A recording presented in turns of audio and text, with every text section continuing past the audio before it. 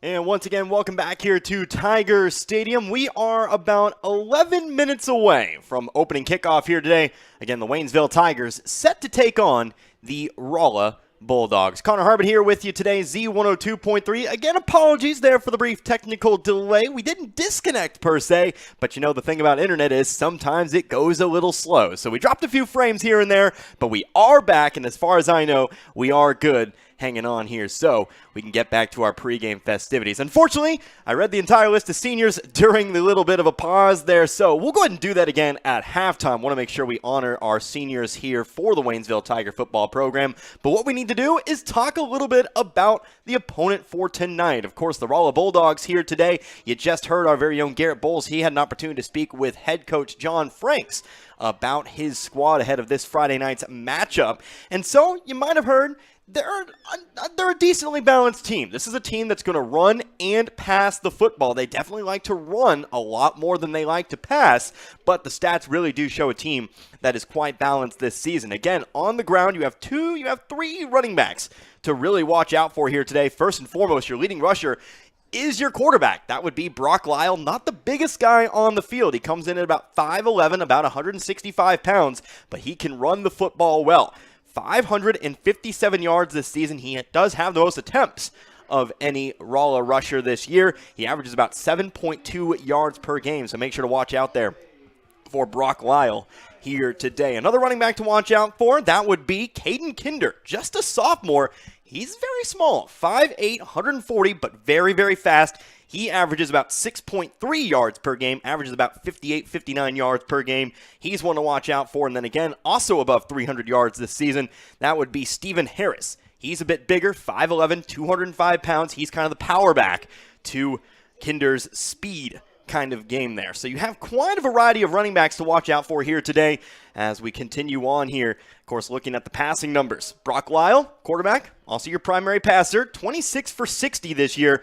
370 yards, so under a 50% completion percentage, so someone to watch out for here. Averages about 61 passing yards per game, but again, expect this Rolla team, I think, to really challenge this Waynesville secondary. Pretty much every team has done so this season in some capacity, throwing it deep, trying to go through the middle, trying to then check down, maybe throw some short passes here and there. Something to watch out for here today is if they come out passing the football here today. Even Bolivar, you might remember last week, the second half, Bolivar starting to really go with that short passing game a little bit more, kind of exposed Waynesville there a little bit, as Waynesville did an awfully good job of guarding against the deep ball. It was kind of topsy-turvy, usually much better at guarding that short pass than the deep ones. Of course, that halfback pass in the fourth quarter not really withstanding there. So that's a quick look here at Rolla. We'll go ahead and take ourselves a quick commercial break here. About to have our national anthem here at Tiger Stadium in Waynesville. We'll be back here in 2 minutes. We'll go ahead and go through some final thoughts and get you set up for today's ball game. Again, Waynesville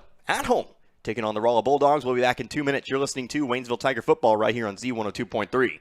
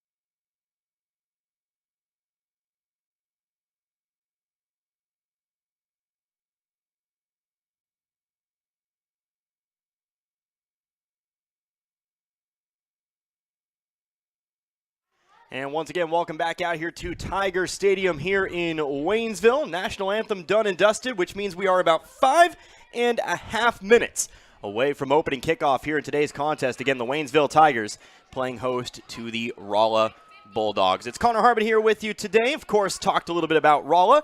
Let's go ahead and talk about the importance of today's game. If you hadn't already heard, this week, the first annual edition of the Route 66 Showdown. Of course, Waynesville and Rolla, traditional rivals, so taking each other on here today. And so I've got the story here for you. What really kind of brought this Route 60 Showdown to a name and officially a trophy as well. Earlier this football season, the owner of Salem Publishing, Donald Dodd, brought us to the Pulaski County Weekly, Phelps County Focus, and Salem News. He came up with an idea to sponsor a traveling trophy between the winner of this game, Rolla and Waynesville. Sent it to the sports director, Dave Roberts, who turned to the first two coaches and ADs, and the Route 66 Showdown rivalry game is born. And so this Friday, tonight, this is it. So Rolla visits Waynesville. Of course, we are here tonight. After the game, both Donald Dodd and Dave Roberts will present the Loving Cup traveling trophy to the winner. That winner will keep it in their trophy case until the following year, which again, of course, it could go to either Waynesville or Rolla. So for several years, Waynesville's other two Ozark Conference neighbors, Lebanon and Camdenton, they've had the Highway 5 rivalry game between the two, and the Jackets have held that trophy the last 2 years. The Highway 5 rivalry and the Route 66 Showdown rivalry games will be taking place tonight. Again, we haven't gotten to the rest of the schedule here today, but what you need to know, there's a big game going on not too far from us here today. Two undefeated teams taking each other on. So it's a big night for the Ozark Conference, a couple of rivalry games, and of course, right here, the Route 66 Showdown. Waynesville going to take the field. They are going to meet at midfield. Of course, Rolla, they've joined themselves. They found their way to the opposing sideline here today. And so let's go ahead and take a look at the schedule. Again, several big games going on from around the conference here today, and several games that have already been played to completion yesterday there as well. So, of course, I mentioned the big one, Lebanon and Camdenton. Number 3 taking on number 4 in Class 5. That being played for a traveling trophy, but that game also being played for first place in the district standings there as well. So again, real important there today, and we'll get into all that district stuff at halftime. Again, kind of got a lot of info there. Thank you so much to Marv Luton for providing me that info. Number 1 Carthage taking on Class 6 number 5 Joplin here tonight. That's also another big game. Those two teams not really far from each other. Seneca taking on McDonald County here today. Nixa taking on Republic. Lamar taking on Cassville. Then you have Webb City taking on Neosho. Nevada taking on Monette. Those are some other big games that involve ranked teams. Other area games, Ozark taking on Branson. Branson very important as they are the number 7 seed in the district. Waynesville still number 6, but trying to hold on to that spot. You have Hillcrest at Bolivar here today. You have Kickapoo at Glendale. And then you have West Plains at Parkview. Those are your other Ozark Conference games here tonight. So again, we're going to go ahead and keep an eye on those games here today, especially that Lebanon-Camdenton game, as those two teams both 7-0. Both those teams have beaten the teams we see here tonight. But meeting at midfield for the opening coin toss, your Waynesville captains for tonight, David Vernon, Nico Found, Josh Best, Chase Thomas Plummer, all going to do the honors again here today. Of course, 4 seniors on senior night. This game will mean a lot, I'm sure, to that Waynesville sideline. Not just the seniors, but everybody else here as well. So, looks like down there for Rolla, you've got a few captains as well. You've got the 2 Brocks, Brock Lyle on the offensive side of things, but on the defensive side, Brock Owens, big player. We'll talk about him a little bit as well. He's going to be a tight end defensive lineman, but mostly renowned for his efforts on the defensive side of the ball. Another captain down there, that looks like that is going to be Kennedy Curse, being a captain here today. And then one more player to the right. We get our coin toss. Looks like that is Aaron Cook down there as well. So, coin toss up in the air. And it looks like Rolla has deferred. Looks like Rolla did win the toss and deferred, so Waynesville will receive the football to begin the ball game. And just a reminder that this coin toss is brought to you by Security Banks. Toss your coins in Security Bank and watch your money grow. Big thank you to Security Bank of Pulaski County for sponsoring today's ball game, alongside several other sponsors as well, as we get going here today. Waynesville looking for a quick start. You know, last week's game, really a bit of kind of the inverse of what we've preached all season, because we've preached, you know, Garrett and I, getting off to a quick start. Oh, so important. Well, they did that last week, but now we know it is a full 4-quarter game. You got to play into that final whistle, and hopefully they can do that here again tonight. So Rolla out into the field. Waynesville going to take the field. They are set to receive. Looks like 2 men back to receive here for Waynesville. It'll be Brandon Howard back to receive. Of course, very much a solid return player. Actually, you'll go with a 3-man setup. You also have Tyreek Brooks, and you also have Chase Thomas Plummer back to receive there as well. So quite a few men back to receive. So Rolla set to kick it away. We'll throw 12 minutes up on the clock. Again, Waynesville 2-5 on the season. Looking to make it a 3rd win this year. Meanwhile, Rolla looking to get back to 500, sitting at 3-4. The Bulldogs approach the football. They're going to kick it away. It's going to be a short kickoff as we get going. And that ball's going to be bobbled here at about the 20. They're just going to simply fall on it. And so Waynesville will start its opening drive at about, well, they'll say the 18-yard line. Maybe not the start to the ball game that Waynesville was really hoping for, as they'll start deep within their own territory. So we'll get a first look here at this Waynesville offense. By the way, falling on the football in that play, Eric Holloway. He'll keep Waynesville possession of the football. So we get a chance to see this offense led by quarterback David Vernon. Him and the running back crew. Chase Thomas Plummer, he'll be in the backfield today. Looks like Tyreek Brooks going to get the start at wingback. Here's a snap to Chase Thomas Plummer on first down, juking off to his right, still in the backfield. Spins around, looks like he may have gotten 1 on our first play of the game. He'll get a yard here on first down.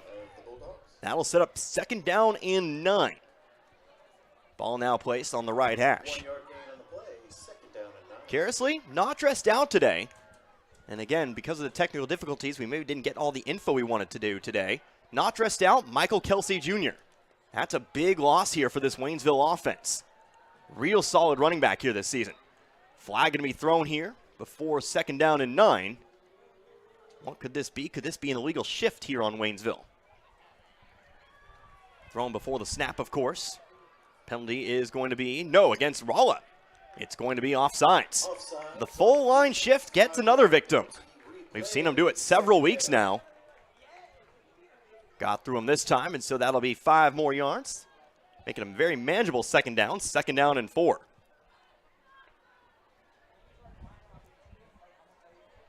One yard on the first offensive play here for Waynesville. Chase Thomas Plummer, curious to see what the workload is. What the workload's going to be for him here today. With Kelsey Jr. not dressed out on the sideline. Of course, we've seen Tyreek Brooks several times this season. Chase Thomas Plummer again on the carry.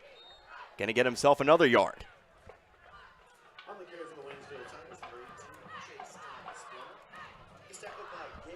2 rushes, 2 yards now for CTP. And we'll have our first 3rd down of the game. 3rd down and 3. Well, 3rd down, about 4 to go, excuse me. And about 3.5, if we want to be truly precise with it. Minute gone by here in quarter number 1. Waynesville coming back to the line. Wingback sit off to the left. Full shift. And now another flag going to be thrown. What could the flag be this time? It's another offsides penalty against Rolla. Got him twice in a row, and that's going to be the 1st down. Saw Brock Owens, the defensive end, jumped and threw his arms up. Very frustrated down there. As that's 10 yards of penalty yardage, and that's enough for a Waynesville 1st down. Just 2 yards of total offense, but those 10 penalty yards have them now 1st down and 10, ball on the 30-yard line. Vernon still the quarterback, same offensive personnel. Brooks the wingback off to the right side. Snap goes to Vernon, going to follow CTP through the hole. He's got some yardage. He's getting himself to around the 39, 40-yard line. Solid carry, good lead block there, CTP. Picking up a linebacker and letting Vernon catch himself about, looks to be 9 yards. 9 yards on the carry brings up 2nd down and short for the Tiger offense. So 2nd down and 1 after the gain of 9. And this drive started about the 18-yard line. Picked up 21 yards now. 2nd down and 1, another shift. This time, Rolla holding firm. No flag this time as the snap goes to CTP. Looking to find the left sideline here. Going to break the line of scrimmage. There is a flag thrown on the play. Has the first down. Going to be tackled about the 42-yard line, but we'll see where the flag comes in. As it looks like it might be one of these kinds of games. Already our third penalty flag of the day, but where does this come in? It's going to be holding call here against Waynesville. So from 2nd down and 1, that's going to be a setback. We'll see where the ball falls. Flag came on the Rolla side of the field. So we'll see where the holding occurred. Again, this is where I'd normally defer to Garrett. But we'll just kind of follow the ball here today. They're going to place it about the 33-yard line. So essentially going to lose 6.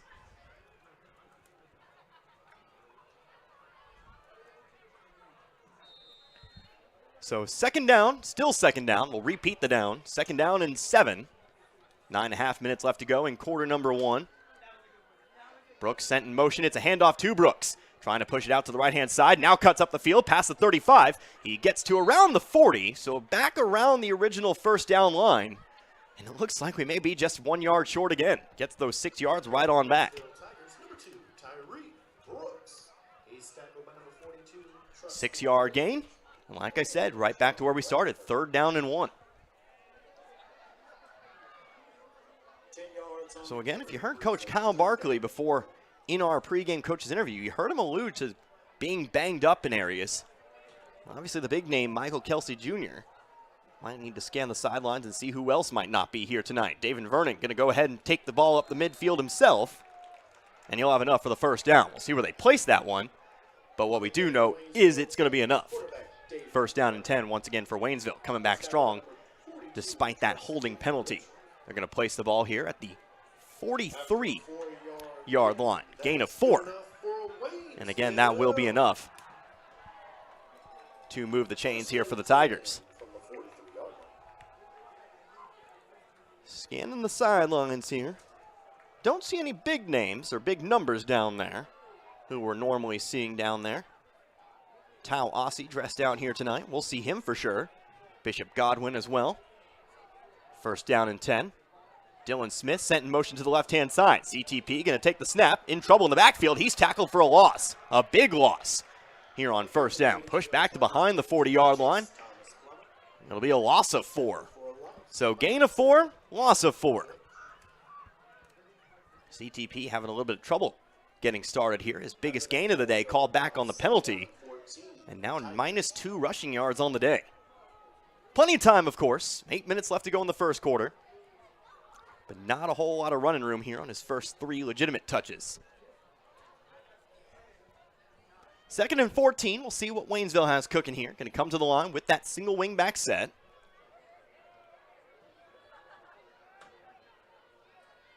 Snap goes to Vernon. He keeps it himself. Past the original line of scrimmage to around the 45-yard line. They're going to say he's down at the 44. And that'll set up 3rd down here in 9 after a gain of 5 on the previous play. Back to the football field here. Been a busy week. Z102.3. Lots and lots and lots of sports. Hopefully you got a chance to listen into that Class 2 District 2 softball tournament. I know it's not Waynesville, but if you're like me, you love listening to all kinds of sports. And what a finish we had yesterday. Unfortunately, Iberia, 30 minutes away from Waynesville, falling just short in their bid to move on to the state quarterfinals. 3rd down and 9, 4 wide receivers set, but a whistle. And it's going to be timeout taken here by Rolla. So, head coach John Frank's going to call Rolla's first timeout of the first half. They'll have 2 remaining, of course. We'll go ahead and take a timeout, too. Back in 60 seconds, 6:42 left to go in this 1st quarter. Still no score here between Waynesville and the Bulldogs of Rolla. Again, you're listening to Waynesville Tiger Football right here on Z102.3.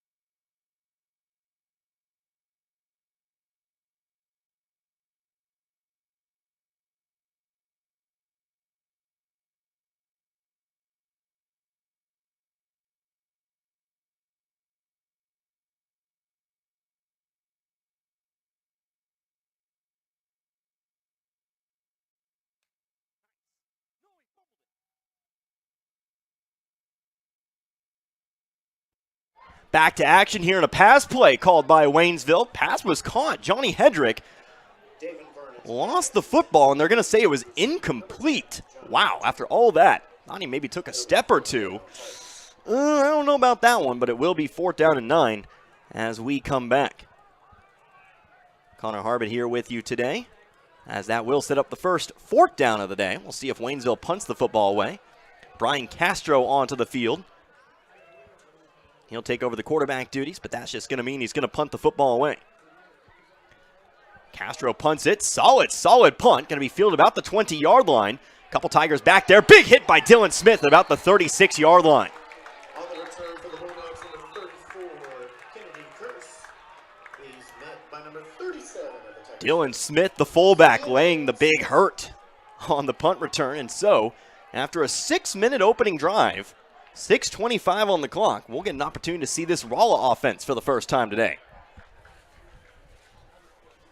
A traditional Waynesville opening drive taking quite a bit of time off the clock, but now going to need to open up and play some defense.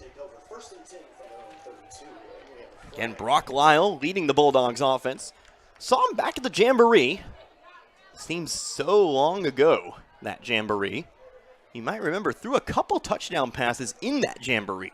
Starting at the 35-yard line, was able to beat the defensive backs of Waynesville on a couple of plays.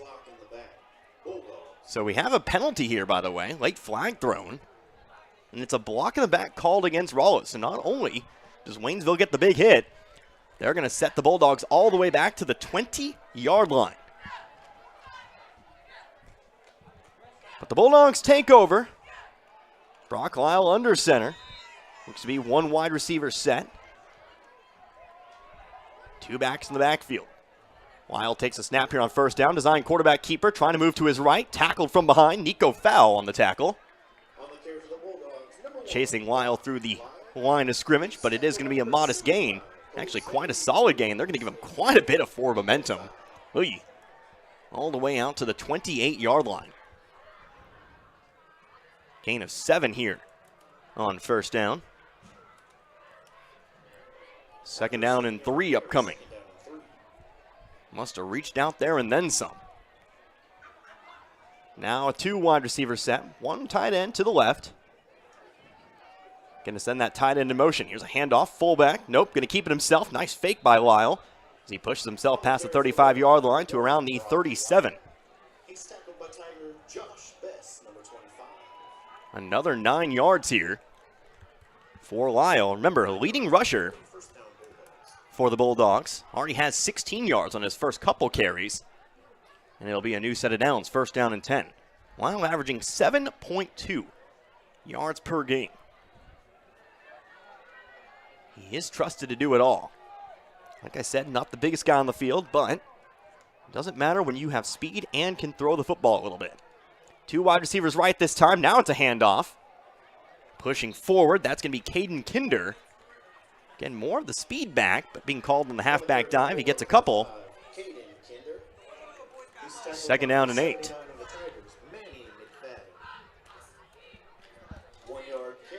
Gain of 2 on Kinder's first play, first carry. 5 minutes left to go in their first quarter. They'll approach the football once again. Packing it in here. 1 wide receiver to the right. 2 tight ends to the left. Lyle looking to run to the left. Cuts it upfield. Now jukes back to his right. In some trouble. Taken down around the 45. Going to be short of the first down. On the carry for the Bulldogs, number 1, Brock Lyle. But again, well, again, he gets himself. No, they're going to push it back to the 45. Ends up being a gain of 5 on the play. Correction, number 44, Mason Wright. And that makes it 3rd down and 2. Tiger fans, it's First 3rd down of the drive here for the Bulldogs. But it is 3rd down and short. Waynesville 5 defensive front. Handoff, pushing forward. Looks like they've gotten it. On the carry that time. That was Hayden Emery. His first carry. Emery, a player we didn't mention before the game. In fact, doesn't have any rushing stats. But his first carry here is going to be good for 4 and a Rolla first down. No stats here for Emery.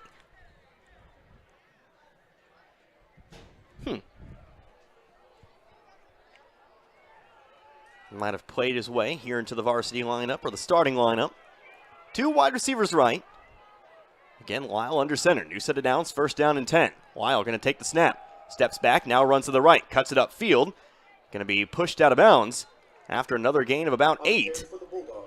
And now you start to see what Rolla wants to do. They want to try to find the sideline on almost every play. Going to abuse the speed of Brock Lyle. Putting some big fullbacks in front of him and letting him do what he does best. Gain of 9 after further consideration. Second down and 1.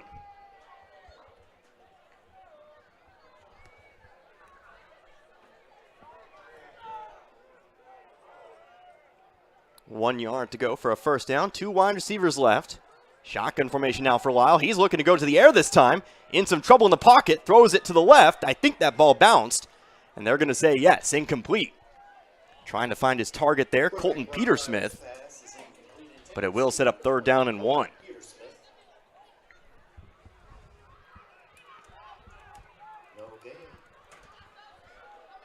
Pass just a little bit too low for Petersmith to handle, but still third down and 1.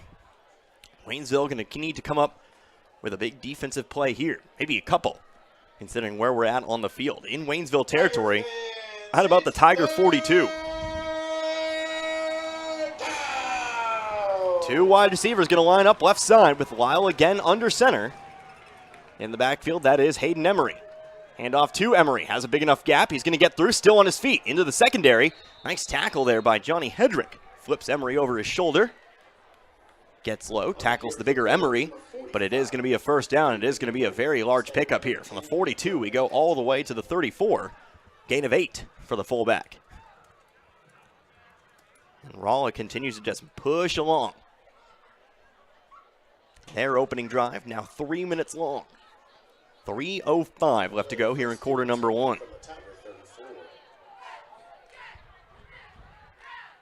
This the 9th play of the drive. First down and 10. Man sent in motion, handoff, tight end reverse. Gets a couple here before Fowle's able to chase him down. That time on the carry. Brett Montgomery.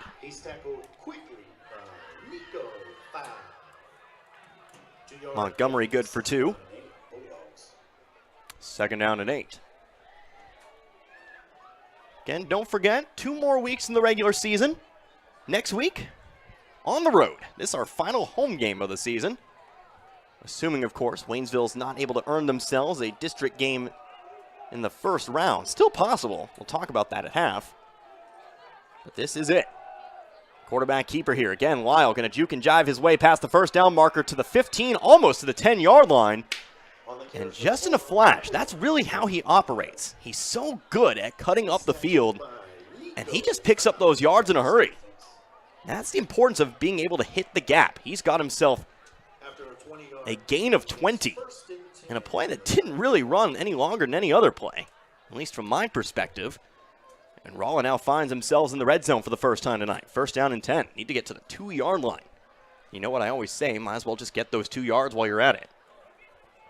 First down and 10. Lyle drops the snap. That could be big. Does Waynesville fall on it? It looks like they did, and they're going to find themselves their first turnover of the game. Bend but don't break, as Waynesville gets the turnover and gets themselves the football back. A botched snap.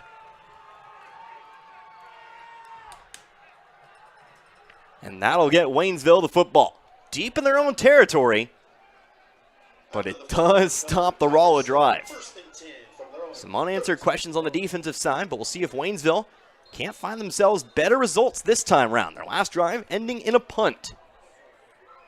First down and 10, ball on they'll give it to him on the 13-yard line. Vernon in at quarterback, takes a snap, carries it himself on first down. Met by several Rolla defensive linemen after a short gain. Looks to be about 1 yard on first down, second and 9. He's tackled by number 41, Ethan Longest play of the game for Waynesville.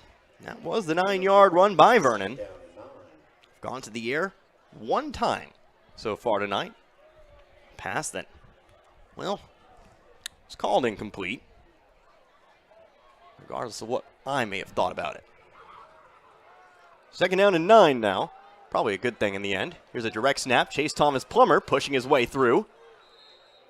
Met and pushed back just shy of the 30-yard line. Looks to be the 19-yard line. On the carry for the Waynesville Tigers, Chase Thomas. So another 3rd down coming here He's tackled by number 7, Aaron Cooper. after the gain of 5. Nope, the gain of 4. Gain of 5 on the play. 3rd down and 5. And we'll see what Waynesville has here on 3rd down. Could be the final play of the first quarter. What a quick quarter we've had. Two teams that love to run the football.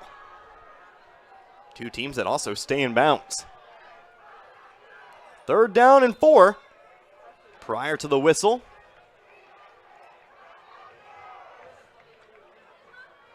And a flag called here against Waynesville. Legal motion. And that's going to set them back 5 yards.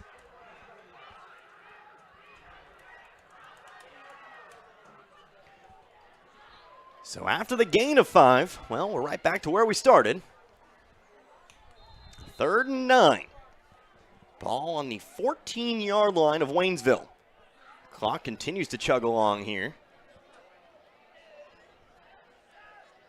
And it looks like we may just let that clock run out. So that'll be the first quarter. No score after 1 here in Waynesville, as both teams pushing the football through the running game. We'll see what Waynesville does when we get back to it. 0-0 our score between Rolla and Waynesville. You're listening to Waynesville Tiger Football. It's Z102.3.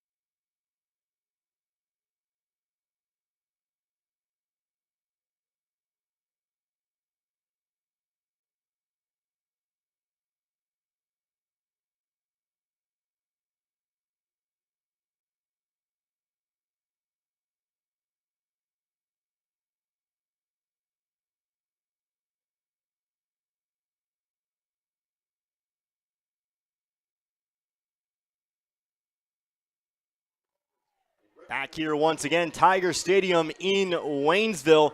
Waynesville facing themselves a 3rd down and 9 as we start the second quarter of play. Still no score, both teams coming up empty on their opening drives. This Waynesville's second drive of the game, but again, facing that 3rd down and 9, they'll line up in that 4 wide receiver set. Connor Harvey here with you today. Z102.3 usually indicates a pass. We'll see what they have cooking here. Man set in motion. Empty backfield. Design screenplay. Pass is going to be caught out on the right sideline. That's Tyreek Brooks. He's got the first down, or at least he's going to be close. Might be close enough that you try to go for it here. A lot of risk. It looks like he's going to be, just short.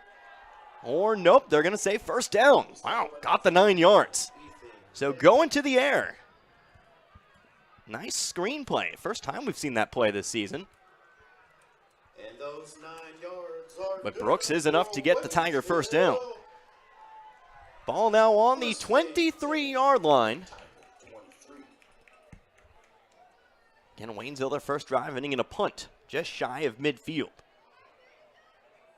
Back to it here with a new set of downs. CTP in the backfield at the direct snap to Thomas Plummer. Pile Foreman pushing. Looks to be a solid pickup here. On the carry for the Waynesville, Looks to be about 4 or 5. They'll place it at the 28-yard line, so how about 5? by Justin. 2nd down and 5 upcoming now. 5-yard. Again, Vernon's still the quarterback. He's really become the de facto starting quarterback. Opening week saw kind of a quarterback by committee, but he's really taken that role for himself. Big shift offensive line here. Brooks going to move to the left-hand side as your singular wingback. Here's a snap to Vernon. Vernon going to carry it himself. Pushes up past the 30. Maybe to the 31 or 32. How much forward momentum do they give him here? They're going to give him 4. So 3rd down and 1. As Waynesville really finding themselves needing to just do it one play at a time. I know that sounds cliche, but we've seen already a handful of 3rd downs. Trying to do it again here. 3rd down and 1. 2 minutes gone by in this second quarter. Wing back to the right. Low snap, but handled by CTP. Going to hit the hole. Has the 1st down as he crosses the 35. He's taken down around the 36, 37-yard line. Needed 1. Looks like they're going to give him 5. Another 1st down for CTP as Waynesville keeps the drive alive. 1st and 10, now on the 37-yard line. As Brooks will come out of the game here for a moment. Moving off to the sideline here. Jogging a little bit gingerly there. Looks like they may have the trainer checking on him there. As Bishop Godwin will now come out as your wingback. Here's a snap, CTP 1st down. Gonna dive right through the hole, and he just finds his way to open field. He might be gone to the 30, the 25, the 20, 15, 10, 5. Hear the Tiger roar. Touchdown, Waynesville. 63 yards for CTP. And Waynesville will take themselves the lead here at 6-0. Man, he just burst through the pile. 21 Tigers and Bulldogs all in a pile, and one man stays on his feet. CTP, we know he can do it, and he does it well. He does it again. Easily the game's longest play. So I remind you that touchdown by the Waynesville Tigers means another $25. Donated to the Waynesville Athletic Programs by Ed Morse Ford of St. Robert, Waynesville. Ed Morse Ford, always a big supporter of the Waynesville schools. Find out what it means to be backed by Morse. Godwin sent in motion here. Vernon going to keep it himself. Looking to pass. Going to go for the corner of the end zone. Trying to find Best. Does he catch it? No. It's going to fall incomplete. And that means it'll be a 6-0 ball game. But with 9 minutes, 11 seconds on the clock here in quarter number 2, Waynesville jumps out to an early lead. They lead the Rolla Bulldogs 6-0. Back in 60 seconds, you're listening to Waynesville Tiger Football. It's Z102.3.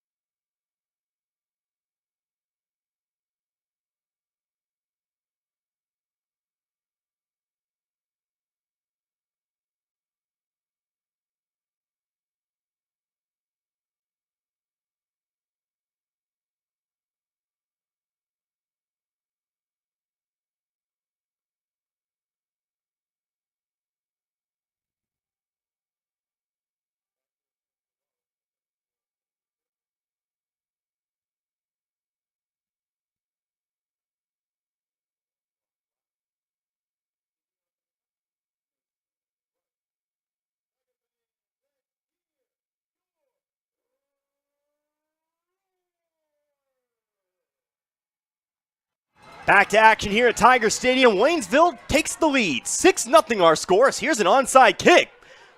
Rolla going to be able to fall on it, though, so the Bulldogs take over at about their own 39-yard line. Waynesville, bit of a risky play there, right? Just a little bit too much distance on it. You do want to get 10 yards, but you want to keep it as close to 10 yards as possible. So the Bulldogs take over, but a 63-yard touchdown run. Chase Thomas Plummer does it again. Another long touchdown run for the senior. Failed two-point conversion, though, means that it is just a 6-0 ball game. But the Rolla offense back out on the field. Last time their drive ended in a fumble. We're able to move the football rather well, though. Here's a handoff 1st down. Gets himself a couple yards before the pile pushes him backwards. Hayden Emery on the carry. He's tackled by Mason Wright at number 72, Jacob Forshay.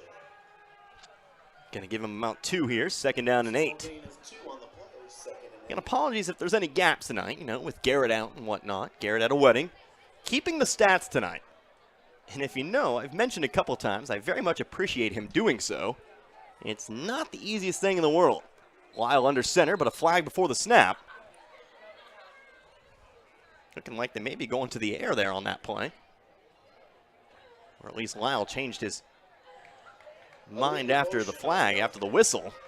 But it is going to be a legal motion call here against Rolla, and that'll back him up 5 yards. It'll be second down and 13 after the penalty. So back him up 5 means second down and 13. Ball on the 35-yard line of Rolla. Waynesville, 4 defensive linemen. Nope, make that 5. Mason Perez just off the left edge. Under center, looking to the air. Going to call the same play as Lyle rolls out to his left. He's now going to look to run. Going to tuck it and do what he does best, find the sideline, and get himself a first down. That looked more like a video game play, if I'm being honest with you. Might be lost on a couple people, but if you know what I'm talking about, you send everybody deep, and then you use your very quick quarterback to just charge up the field. 15 yards on the play, and that's going to be enough for a first down. Almost looked designed. How quickly Lyle decided to tuck and run. Could also be because Waynesville was able to break through the line. Nico Fowl chasing him. Just not quick enough to get to him. So a first down and 10. Ball right at midfield. Kinder sent in motion. Lyle handing it off here. Another new running back, or at least another running back getting his first carry. That's going to be Stephen Harris. Harris, the player I mentioned in the pregame, remember. 3rd leading rusher. 3rd leading rusher here for the Bulldogs this season. Gets 2 yards on the carry. Another second down and 8. Rolla really having no problems moving the football thus far. That fumble came at a good time for the Waynesville Tigers. Awkward pause aside, it really did. Able to get the ball back and take an early lead. Now trying to hold on to said lead. Wild design quarterback run, cuts through the hole, but is tackled from behind. Reaches out, but the knee was down at about the 45-yard line, gain of 3.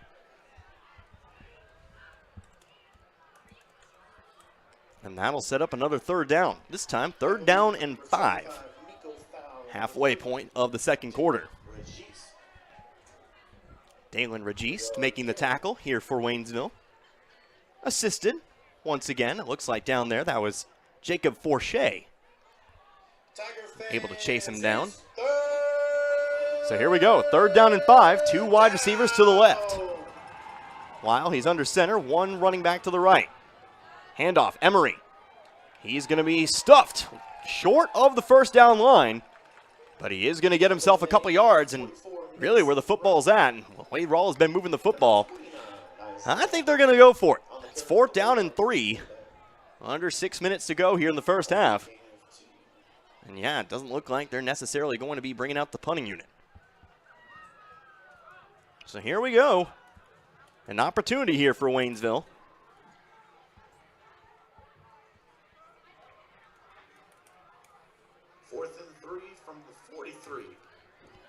Fourth and 3, 43-yard line. Waynesville, 5 men on the defensive line. Lyle under center, now a whistle. Looks like a timeout, maybe? Came from the Waynesville sideline, but now our 2 officials going to talk things over. Maybe not a timeout.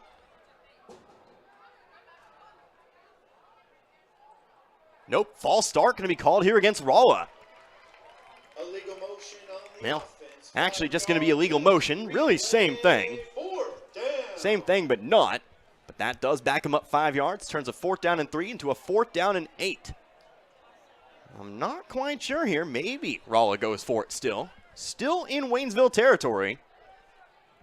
But nope, now we're going to see a full shift. Here comes the punting unit. Lyle none too happy as he comes off to the sideline. Honestly, don't blame him there. the penalty effectively killing Rolla's drive, assuming no shenanigans here. On the punch for Rolla. Number 30, Brent Montgomery. Rolla on to punt. One man back to receive. CTP. There is the punt. Waynesville going to let it punt. Going to let it fall, I should say. Johnny Hedrick going to fall, going to clear away. But that ball's going to get a friendly Bulldog roll. All the way back to the 1 yard line. 51-yard punt here by Rolla. And if Waynesville wants to make this a 2-score ball game, well, they need to go 99 yards. Of course, their last drive ended in a touchdown, 63 yards for Chase Thomas Plummer. Maybe try to will it into existence here. About 99 yards. Always a good time. Actually, nope, would be 98. They're going to say first down and 10 on the 2-yard line. Waynesville, undeterred, going to pack it in. Wing back to the right side. Going to now shift to the left. Dalen Registe in at wingback. Whistle before the snap. Looking for a flag. But our officials are going to get together once again. Could this be another illegal motion? This time against the Tigers. Nope. Going to be offsides against Rolla. So that'll buy Waynesville some breathing room. 5 free yards for the Tiger offense. As they'll start this drive. First down and 5 now from the 7.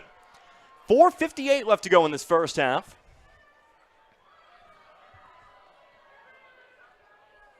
Same formation. Again, Dalen Registe in at wingback. Looking for Tyreek Brooks down there on the sideline. Direct snap, CTP, first down. Spins to his left. Past the 10-yard line, maybe to the 11. We'll see where they spot it. It'll either be 3 or 4 yards. Here on first down, we'll set up second down and short. Looks like they'll give him 4. 4-yard carry, second down and 1. And it'll be second down and 1. Again, Michael Kelsey Jr. not playing tonight. Can presume he is out hurt. Is on the sideline, just not dressed out tonight. Do see Tyreek Brooks down there. He is on the sideline. He is dressed out, so maybe just getting a breather. Low snap, handled though by Vernon, trying to find the yard he needs. And it looks like he may have gotten 2 yards on the play, which is enough to move the chains. He's tackled by number 57, Gabe Sutton, after a 2-yard carry. Again, other than the 63-yard gain for Waynesville, it's been little chunks of yardage at a time. But as long as you keep moving those chains and as long as Rolla commits a penalty here and there, there's nothing inherently wrong with that. Just don't go backwards. As simple as that sounds, they've done a good job of not doing that tonight. First down and 10. Carry right side, left side. Chase Thomas Plummer, though, wrapped up, and I may have jinxed it. Tackled around the 10-yard line.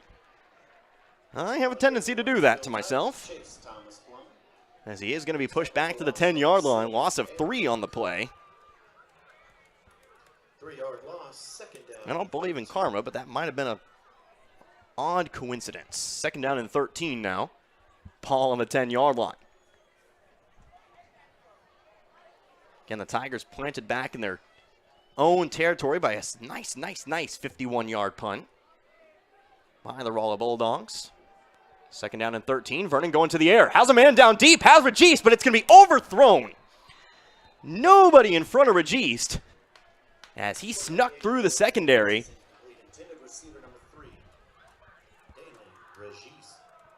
And that's going to be third down and 13.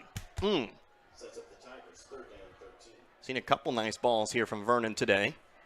That one, about 2 or 3 yards too deep. It'll be third and 13, and here comes a whole new unit.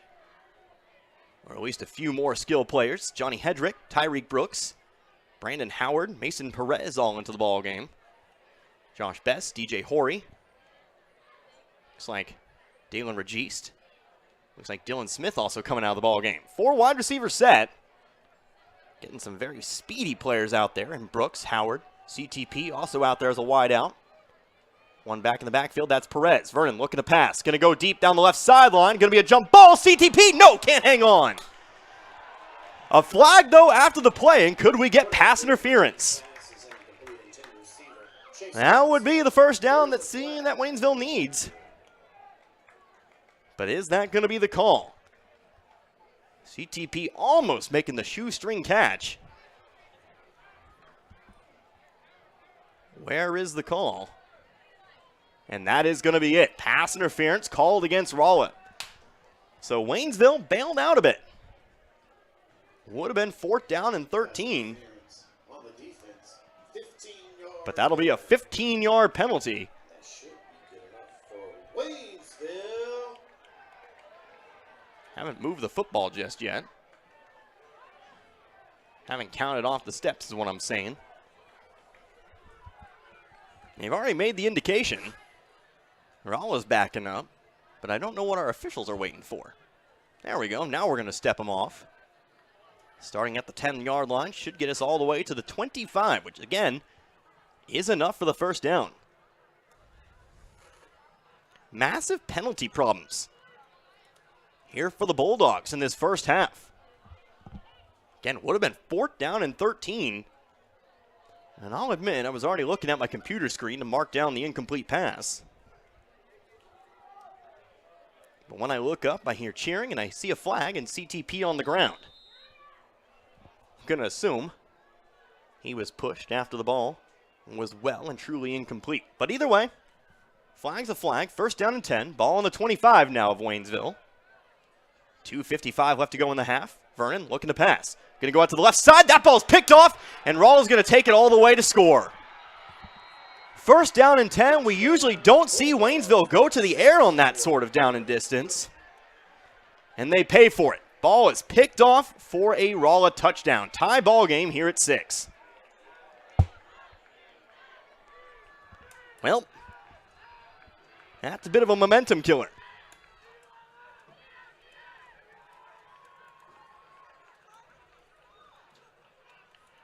As Rolla looks to take on the lead, they'll do so by kicking the PAT. That takes the wind out of the sails a little bit. It really does. Flag before the snap, though. What could we have here?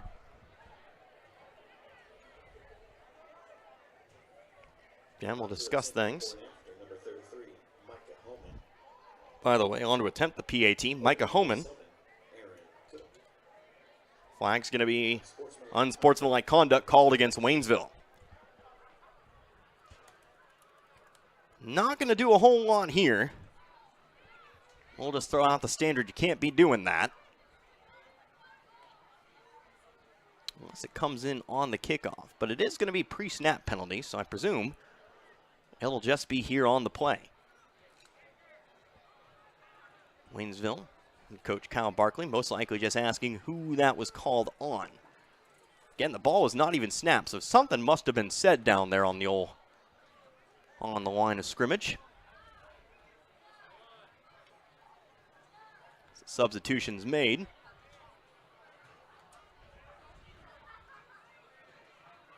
And now we'll kick the PAT. Again, home and on to Kim, the kick. Kick is up and away. It's through the uprights and good. So despite a few penalties by Rolla, an errant pass picked off for what essentially is a 25-yard interception return. And the Rolla Bulldogs take the lead just like that with 2:47 to go here at 7-6. Back in 60 seconds, you're listening to Waynesville Tiger Football right here on Z102.3.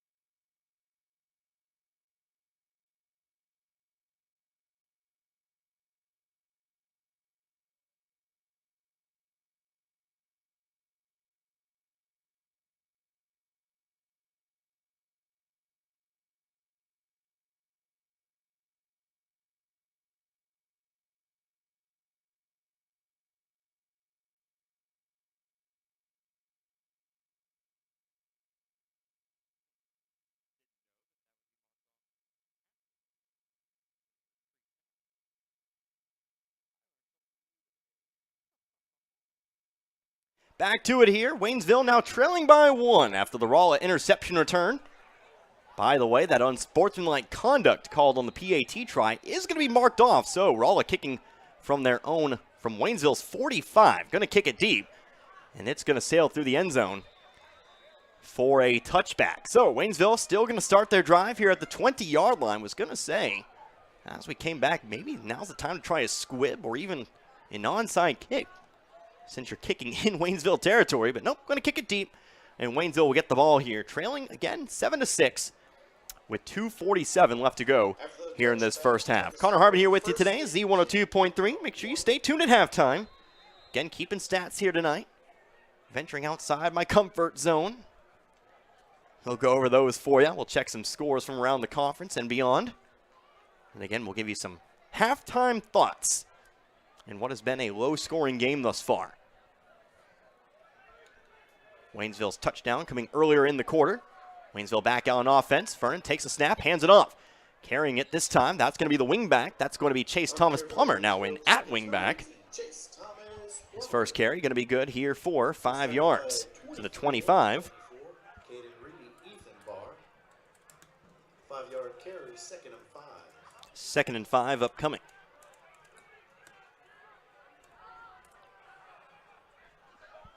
Next play, hurrying up to the line here. Looks to be a couple yards. This time, David Vernon taking it forward.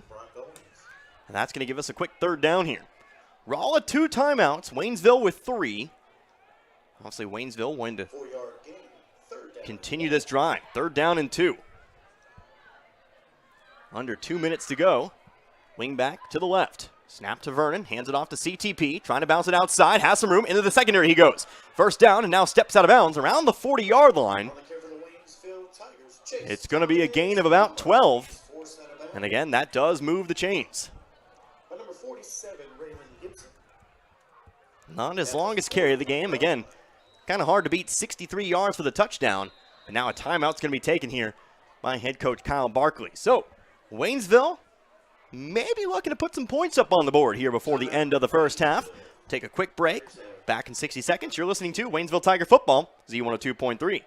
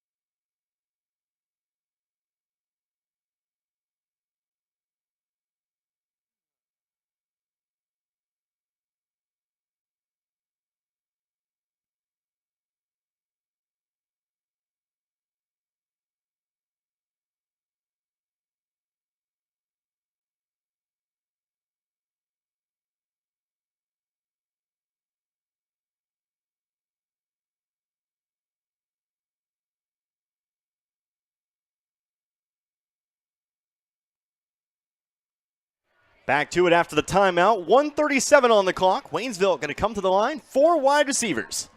3 to the left, 1 to the right. Vernon pistol formation. Vernon taking the snap. Going to chuck one down the left sideline. But that's going to be where nobody can get to it. Bit overthrown there. Looks like the intended receiver, Chase Thomas Plummer. That sets up 2nd down and 10. Connor Harbin here with you. Z102.3. 2nd down and 10 now after the incomplete pass. Again, it's been kind of a roller coaster night here for Waynesville when it comes to going to the air. A completion tonight. A 15-yard penalty for pass interference, but also Rolla's only touchdown of the game. An interception return, 4-6. Again, Rolla leading this one after the PAT, 7-6. 1:32 now on the clock. Waynesville not deterred, going to come back, same formation. Thomas Plummer sent in motion. Going to be a handoff out of the formation. Haven't seen that a whole lot. CTP gets himself maybe a couple at best. And that's going to be 3rd down and 8. Now does Rolla take a timeout? Here with a 3rd down. I would assume so. And it is going to be a timeout taken here by Rolla. So the Bulldogs take a timeout now. 1 10. Nope, going to leave the clock running. See if they add a couple seconds onto the clock there. Definitely let it run for a few. But there's going to be just over a minute. We'll say that, just over a minute remaining here in the second half. As we'll go ahead and keep it locked in right here. As I go ahead and remind you of what we've got coming up here. Softball season has come to a close. Again, we were finishing things up there with the Class 2 District 2 tournament. In case you were wondering how Waynesville did, maybe you didn't hear. Waynesville almost pulled off the upset in their district. Dropped a game as the 8th seed, the bottom seed in the district. Lost 3-2 to number 1 seed Eureka. Oh, so close. Of course, had a lot of fun covering the Lady Tigers. My first season of Waynesville Lady Tiger softball. My first season of everything, really. Been here for 4 months. Where does time go? It's been a fun 4 months, I'll tell you that. A minute 15 as we get back to it. 4 wide receivers set, 3rd down and 9. After the previous play, gain of 1 by CTP. Vernon goes to the air, trying to go across the middle. That ball is going to be dropped here by CTP. That was a good ball by Vernon. Thomas Plummer, unfortunately, just unable to hang on. And so that'll set up a 4th down and 9. And Rolla's going to get a chance here. Rolla with 1 timeout.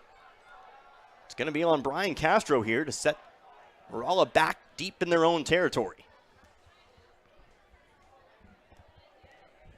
See if they can't get it done here. Castro takes a snap, punts away. Punt to the left. Going to take a hop. Rolla not able to recover it. Going to have to fall on it around the 20-yard line, but it looks like the Bulldogs do recover. Josh Best diving in there, trying to get himself the football back. But Caden Curse eventually is going to be able to fall on it. And so, Rolla takes over. 1:04. At their 20-yard line with 1 timeout to work with. Rolla, they've been able to move the football. That's the best way to put it. Haven't really had themselves the big play tonight. Longest play of the game, 20 yards.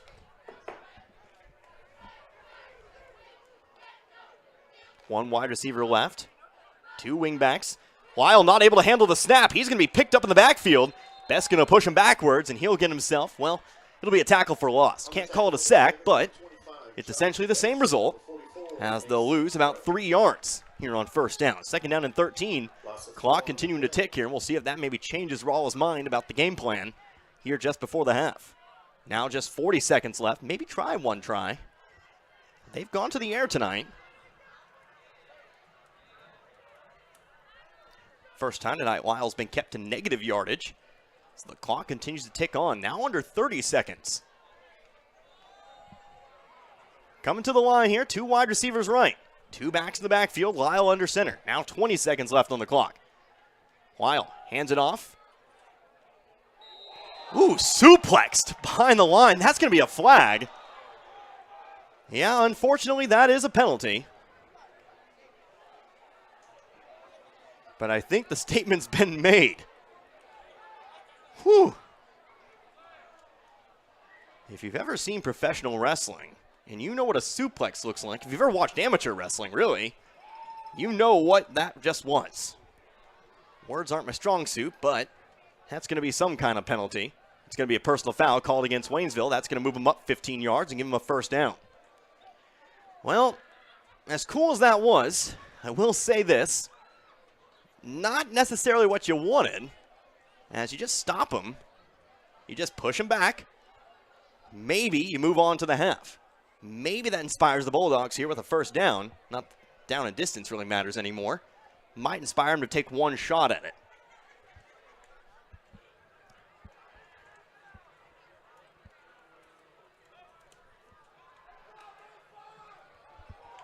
So that'll put the ball on the 35-yard line. 10 seconds left to go in the half. I'm really balancing a line here. My ethics and morality are being tested. I'm going to be honest with you. Cool tackle is a penalty, though. It is what it is. Waynesville going to come out in the prevent defense. 4 defensive backs all around the 50-yard line, about 15 yards back off the line of scrimmage. Dalen Regis, Tyreek Brooks, Johnny Hedrick. One more out there. Looks like that's Chris Scott. Lyle going to hand it off here on first down. So not going to change the strategy, not going to take a chance. That'll just be the end of the first half. A gain of 4 here to end the half. So after our first 24 minutes of play, our first 2 quarters. Nope. Looks like, did they get the timeout off? Yes, they did. Wow, Rolla took a timeout with 1 second left. So, nope. Hold on. We'll go ahead and keep my thoughts to myself there. We'll go ahead and keep the old outro for one more play at least. Hopefully, just one more play. By the way, on the carry that time, Caden Kinder good for 4 yards. So it'll be 2nd down and 6 with 1 second on the clock here in this 7-6 ball game.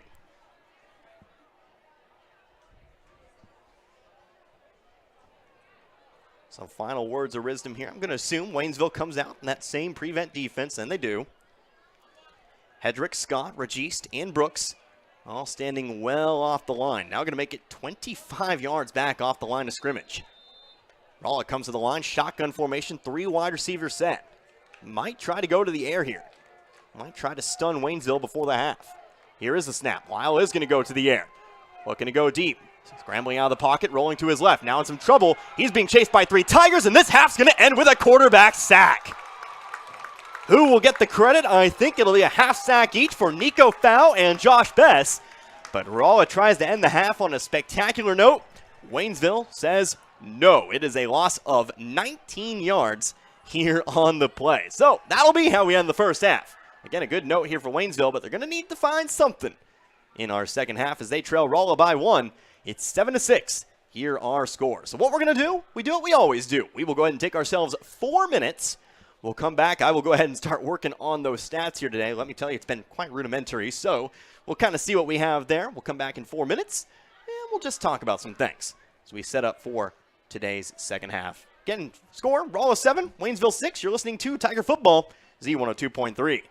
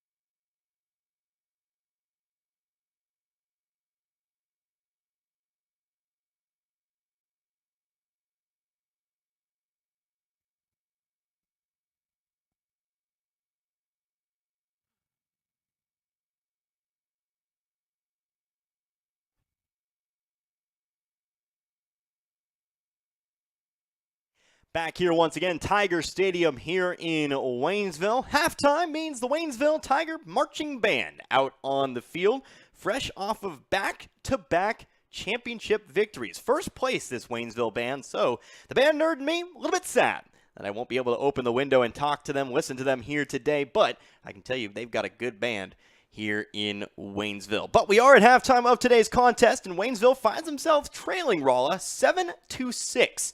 Here in this one, the Waynesville defense yet to give up a touchdown here today. Unfortunately, a defensive touchdown for the Rolla Bulldogs, the difference maker here in this one. So, our first break, we're going to go ahead and go over the scoring summary here in this one. Still working on the stats. I'll have that for you here sooner rather than later. But not a whole lot to talk about in terms of the scoring summary here today. Just 2 touchdowns, both of which came in the second quarter. The first score, it was Waynesville. Bursting through the middle, bursting through between guard and tackle, Chase Thomas Plummer, the game's longest play of the game, 63 yards. With 9:11 left to go in the second quarter, made it 6-0 in favor of the Tigers. Of course, Waynesville would get another opportunity, maybe a chance to extend the lead to 2 scores. However, that would not happen. Waynesville kind of uncharacteristically going to the air on 1st down and 10, and they did pay for it. It was a 25-yard interception return for a touchdown. Aaron Cook for the Rolla Bulldogs, taking it back to the house with 2:47 left to go in the half. Again, after the PAT, that made it our current score of 7-6 in favor of the Bulldogs. So that's where it stands. Of course, 2 quarters left. Anything is possible in a game this close. Yes, you are trailing by 1, but it's a 1-score ball game. You score any kind of score. You score a safety. You score a field goal. We haven't seen Waynesville do that, but if you do decide to do it, if you score a touchdown, of course, you're going to take the lead here. So you got to come back. You got to make the adjustment. You got to continue to stop this Rolla offense that's really had its moments. That first drive, again, marching down the field, Rolla was, before they lost that fumble, before they coughed up that fumble on the botched snap. You got to keep doing that. You got to keep doing more of what worked for you. Maybe force another fumble or 2, maybe fall on a fumble or 2. Waynesville's had a couple opportunities. There's been a couple botched snaps. There's been a muffed punt or 2. But you also got to kind of do what you were doing as well. Forced a couple of Rolla punts. So I know I said the Rolla offense has had its moments. Yeah, they've had moments of positive. They've had negative moments there as well. But of course, the Waynesville offense, well, they've been able to chip away a little bit. I do have some rushing numbers for you. We'll go ahead and save that until after our next break, as we'll go ahead and take another 4 minutes. Let me go ahead and finish that up for you. We'll go over some Waynesville stats. I also have Rolla stats for you as well. And then we'll, of course, take a look at scores from around the area. We might be one of the first games to get to halftime here today, if I'm being honest with you. Low scoring, both teams rushing, and just over an hour that first half took. So, really, really quick here tonight. But again, we'll be back here in 4 minutes. Don't go anywhere. It's Rolla 7. Waynesville 6. You're listening to Tiger Football right here on Z102.3.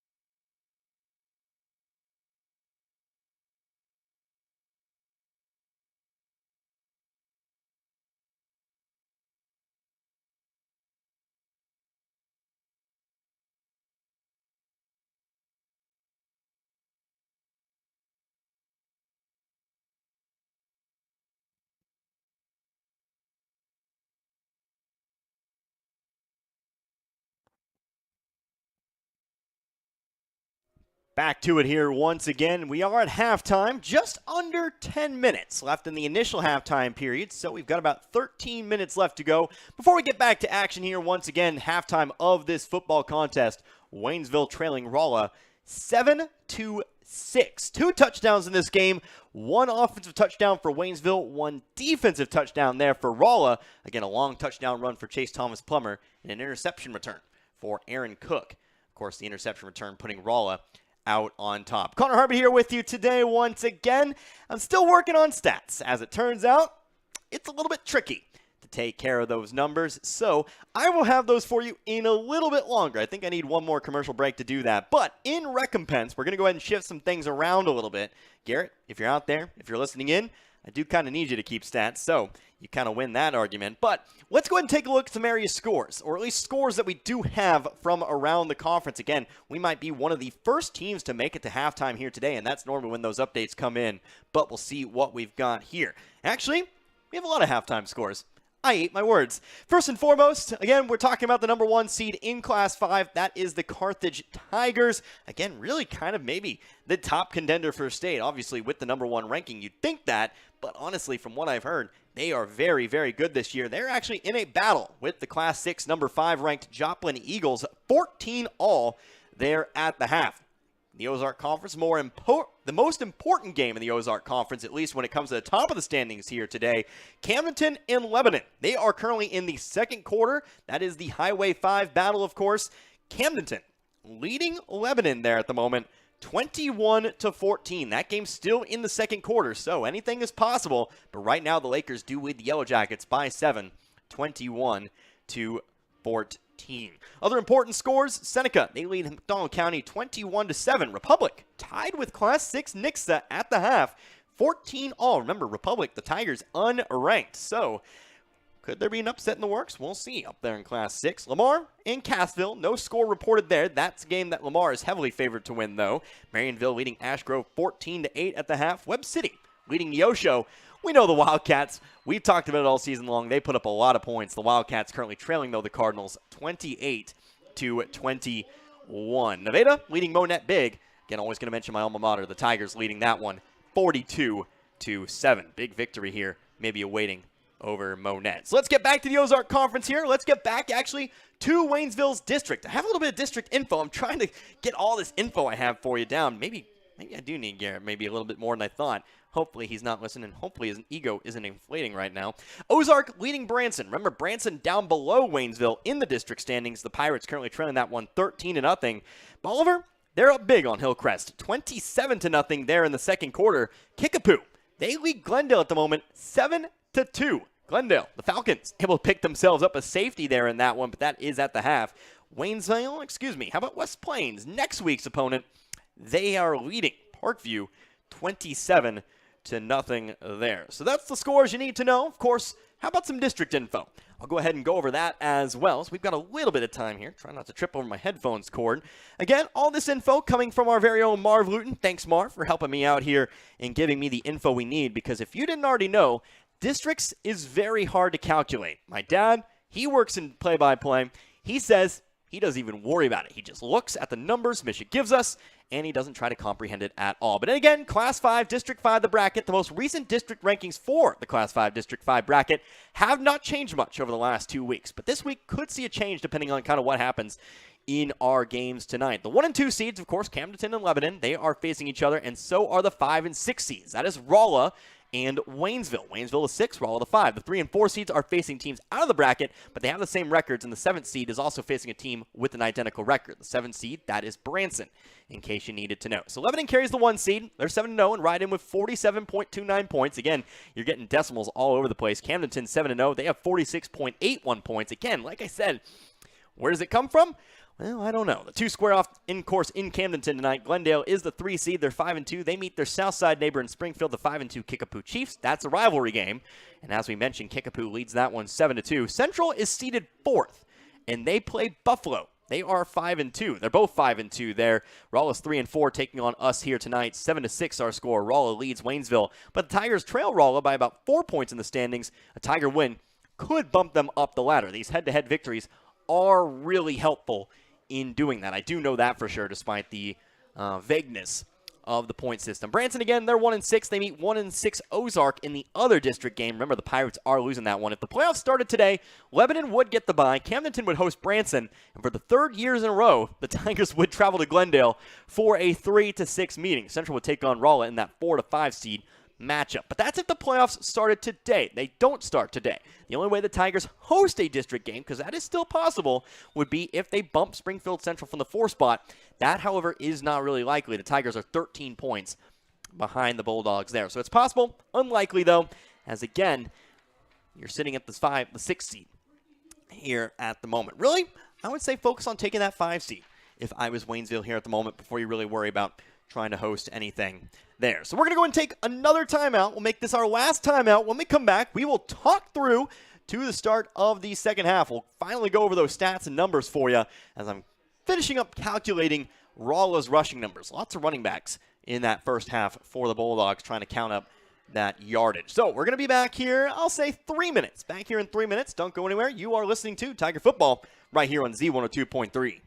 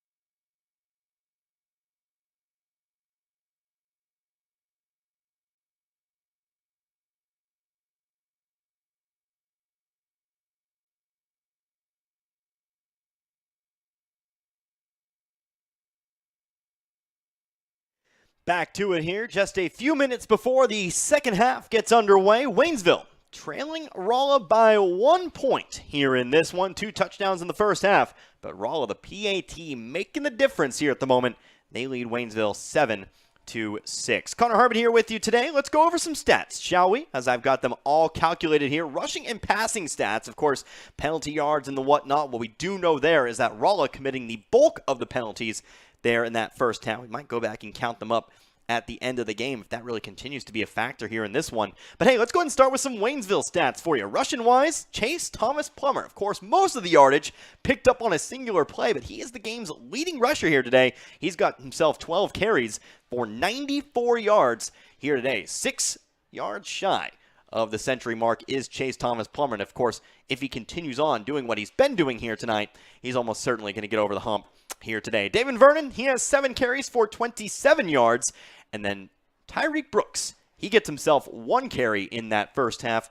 1 carry for a solid 6 yards. Waynesville, passing-wise, David Vernon, 1 for 6 here today. He has 9 yards and 1 interception, a particularly costly interception, unfortunately, as that ended up being Rolla's only touchdown there in that first half. So we'll see if Waynesville, not normally the team that passes more. That's kind of been the case here tonight. As we take a look at Rolla's numbers now, Rolla rushing-wise, Brock Lyle, your quarterback, he leads the way in rushing. 8 carries for 64 yards. We talked about it before the game, averages 7.2. He's averaging exactly 8 yards here tonight.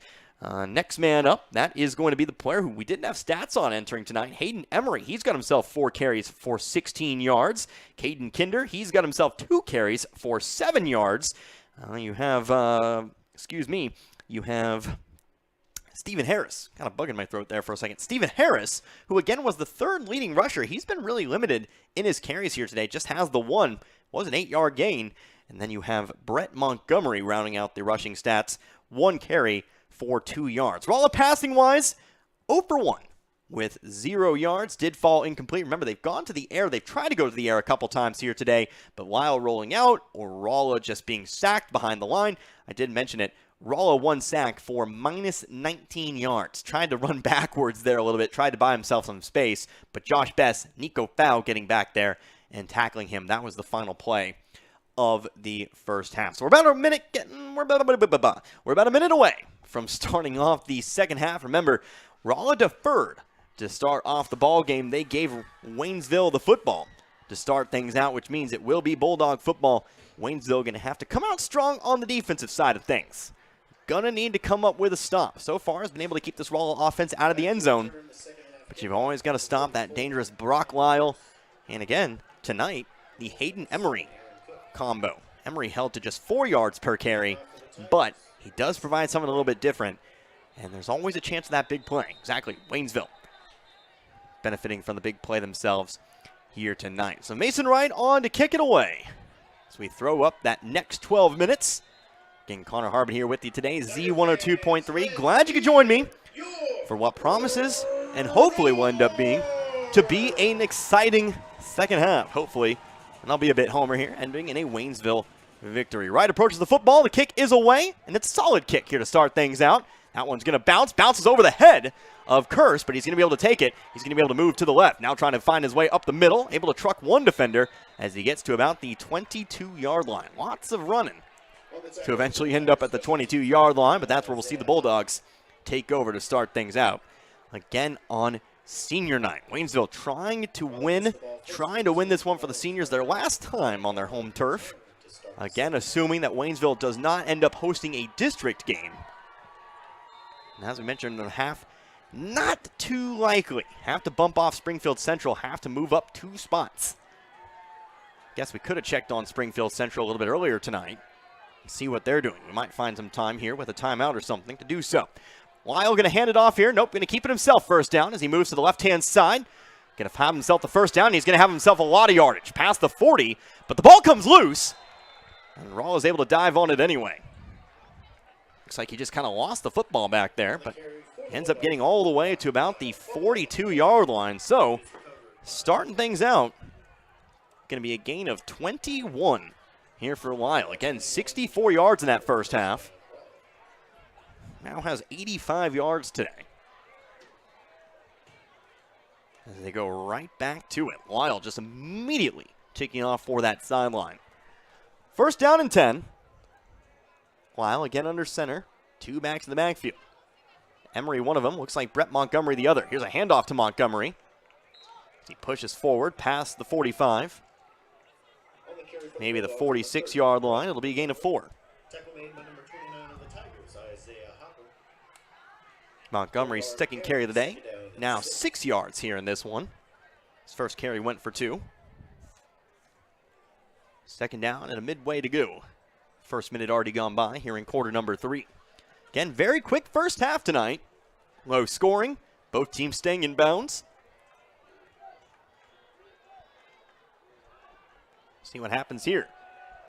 Good jump, Mason right off the line as Lyle looks to pass. Goes down the left sideline. This is going to be a jump ball, and it falls incomplete. A flag coming in after the fact. Are they going to call that on Hedrick? There's no way. That's pass interference.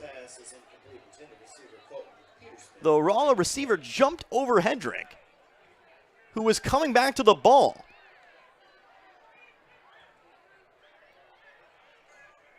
We'll see. There was a flag. It was very, very late. Officials talking it over. Pass interference called against Waynesville. I'm going to say it. That maybe is a bit of a blown call. Running from behind and pushing Hedrick. How is that on Hedrick, who was stopping where the ball was going to fall?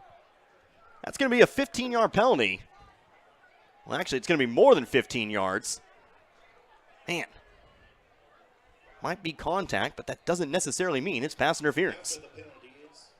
So that's going to move the Bulldogs all the way to the 39-yard line. It'll be first down and 10.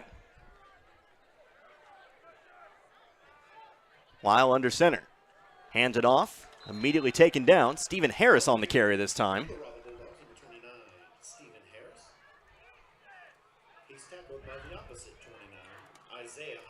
It's a gain of 1. Second down and 9.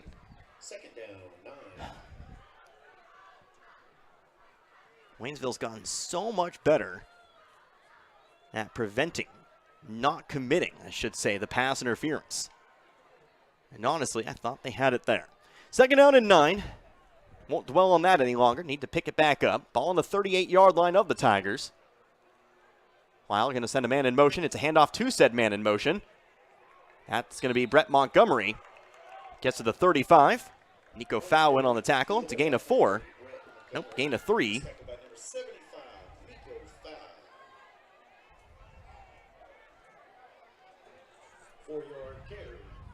Nope, they're going to say 4. It'll be third down and 5.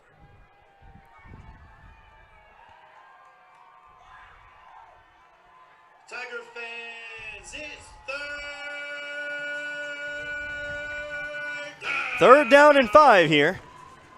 Lyle into shotgun formation, 2 wide receivers left. Takes a snap, moving out to the right.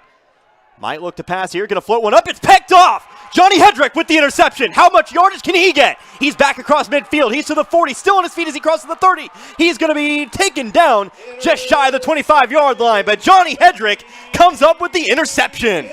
Waynesville's second interception of the day, and they'll get the ball deep into Rolla territory.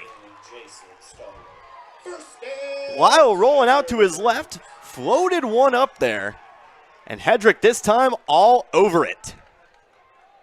Almost like Hedrick was the intended receiver on the play.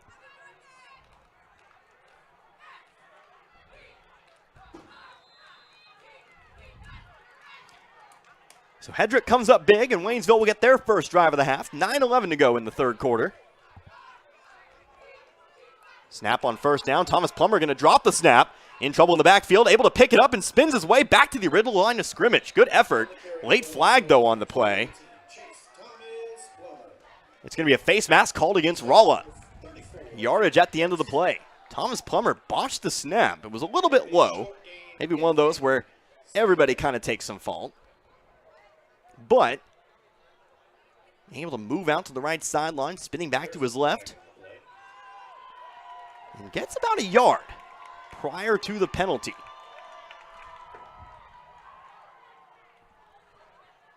So it will be face mask. And it will be the 5-yard variety. inadvertent face mask on the defense. Inadvertent face mask, if you will. And so it'll be first down and 6. No, first down and 5. Okay.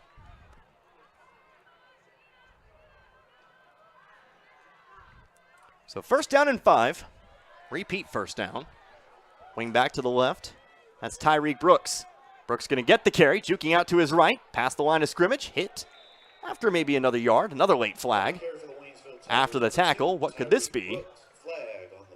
Another face mask on Rolla. So 2 straight face masks now. As that was a trend in the first half, Rolla prone to the penalty flag.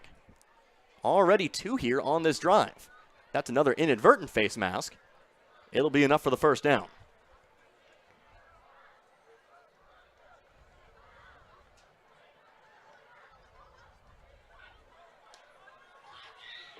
No indication on whether it was inadvertent or not, but they're going to mark it off in the end of the run, which means it will be a first down. Brooks got himself about 3 on the play. Brooks' second carry. He's got 9 yards tonight. Then the 5 yards puts Waynesville to the 14-yard line.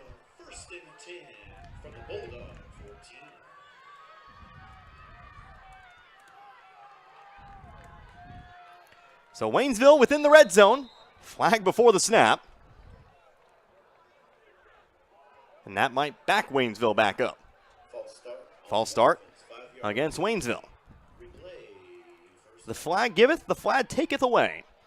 So that'll put Waynesville back out to the 19-yard line where they'll face first down and 15 now.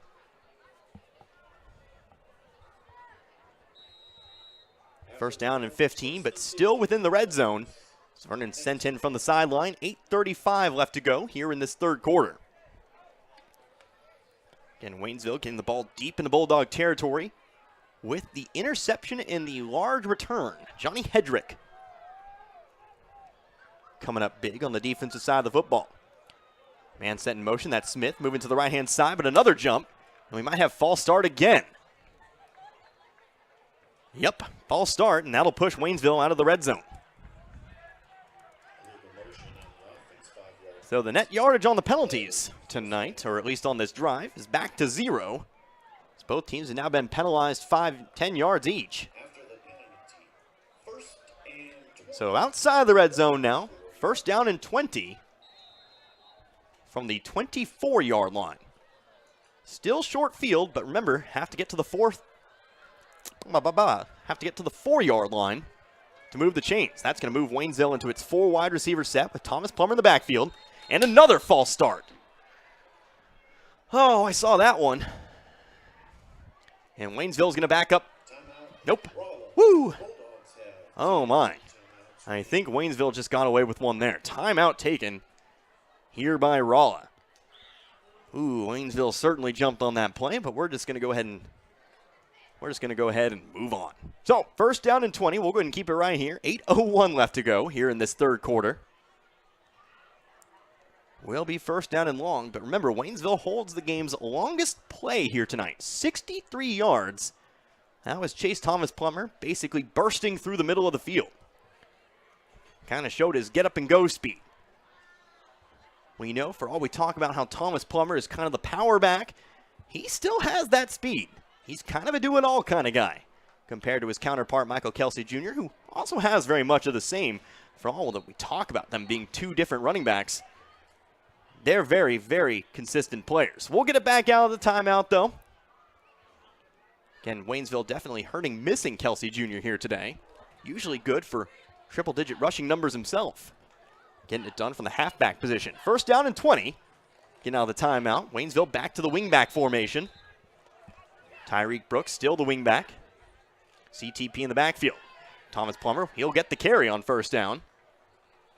Goes forward to about the 21-yard line. It's a gain of 3. Make it second down and 17. It's a 3-yard carry to the 21-yard line. So just outside the red zone now. Second down, 17. Tigers. Essentially 3 plays to make it 17 yards. They're definitely in 4-down territory. Waynesville, not the team that's going to be kicking any field goals this year. So trying to get it done offensively. What do they have here on second down? Wing back to the right. Thomas Plummer set in motion. Now an empty backfield. Vernon going to take the snap. It's a designed reverse. Coming back the other way is Brooks. So he runs into some offensive linemen. Now trying to cut it back to the right. He's got some open field. He's back to the original line of scrimmage. He's to the 10, the 5. He's taken down, but he has himself the first down. A bit of maybe a busted play there for a second as Brooks ran into his offensive lineman. But he turned lemons into lemonade there. It's a gain of about 19 yards. Well, nope, 18 will be the gain. Brooks' longest rush of the game by far. And Waynesville's got first down and goal. 7 minutes here to go in this third quarter. And Waynesville 3 yards away from taking the lead if they can punch it in. Sometimes these goal line stands have been a bit of an issue for the Tigers. We're all going to stand firm, pack it all in. 11-man linebacker set. Vernon on the carry, trying to punch it in. Is he in? Yes, he is. Hear the Tiger roar. Touchdown, Waynesville. Tigers back out in front. They lead this one 12-7. Vernon's first rushing touchdown of the day comes from 3 yards out. And now we'll see if Waynesville can't make it a 7-point lead. Remember, Rolla normally kicks PATs. So a 2-point conversion here would, assuming they kick a PAT on a potential touchdown, it would just tie the ball game back up. This is an important 2-point conversion.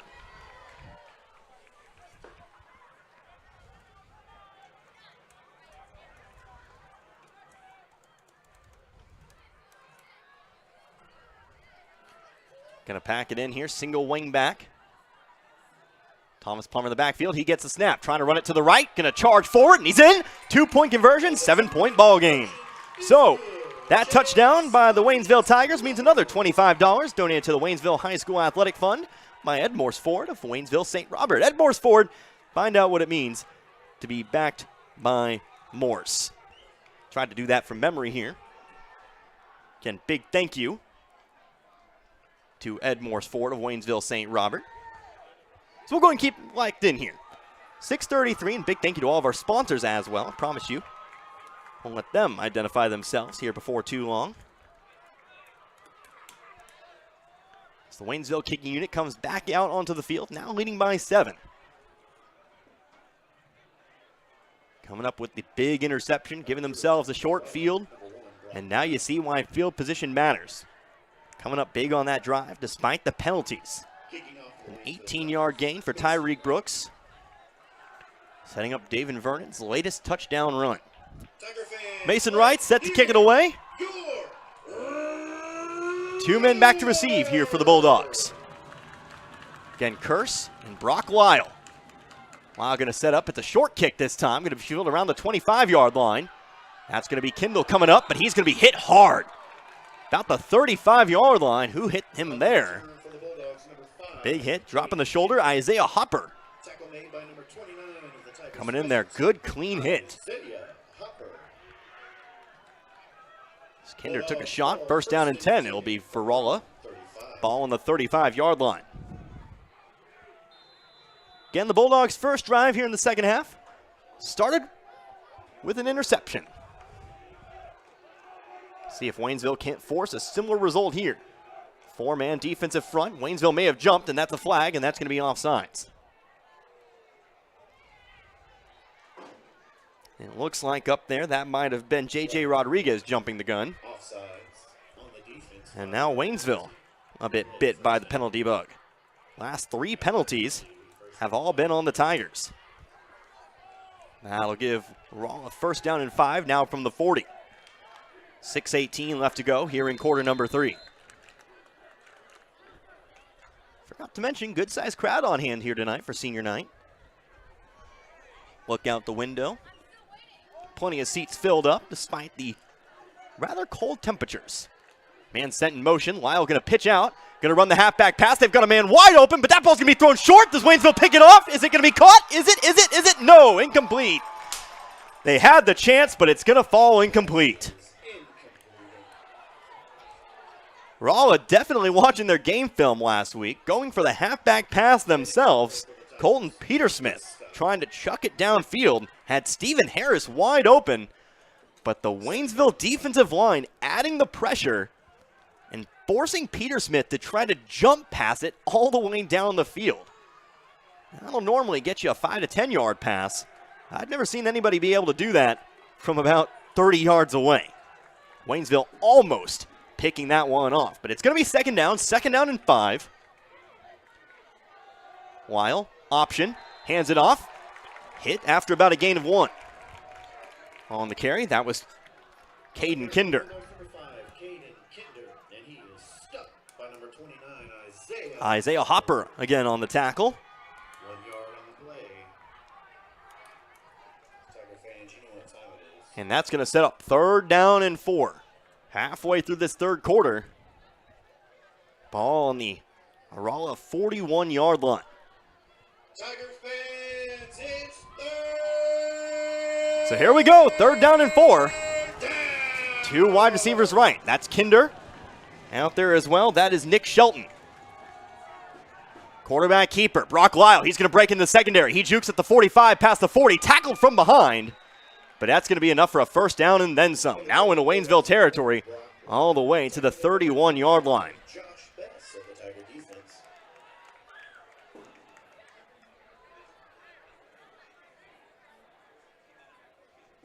So that's going to be a gain of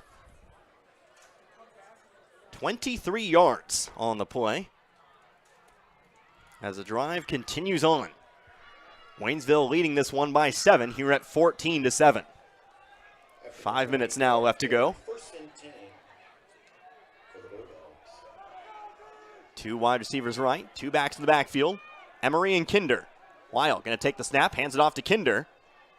Kinder pushing forward to the 45 maybe. Not a whole lot of yardage there. Number 5, Caden Kinder. Tackle made by Isaiah. And that's going to be second down and 9. Nope.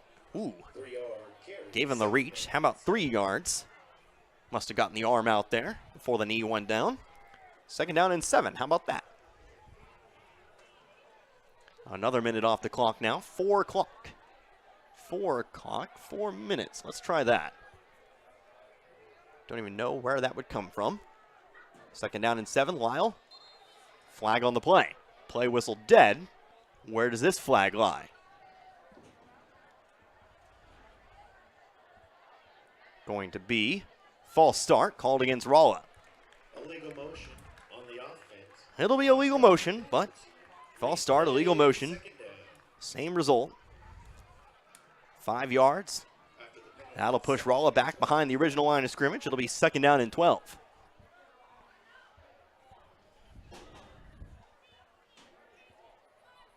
Second and 12. Ball now on the 42-yard line.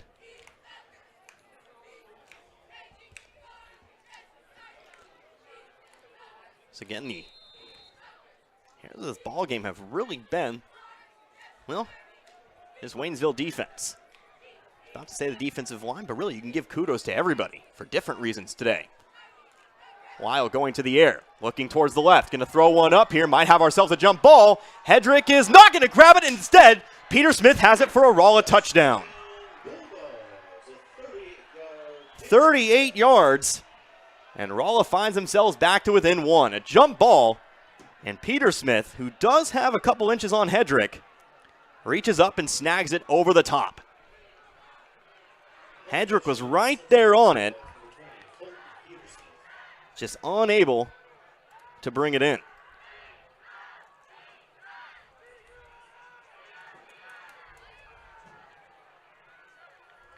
So 14-13 pending the PAT. Kick is up, and we'll have a flag. The flag is thrown, but the PAT is good, and both teams will come to the sideline. So, going to presume that was an accidental flag, and we'll be all tied up here, 14-all with 3:58 left to go here in this third quarter. Back in 60 seconds, you're listening to Waynesville Tiger Football, Z102.3.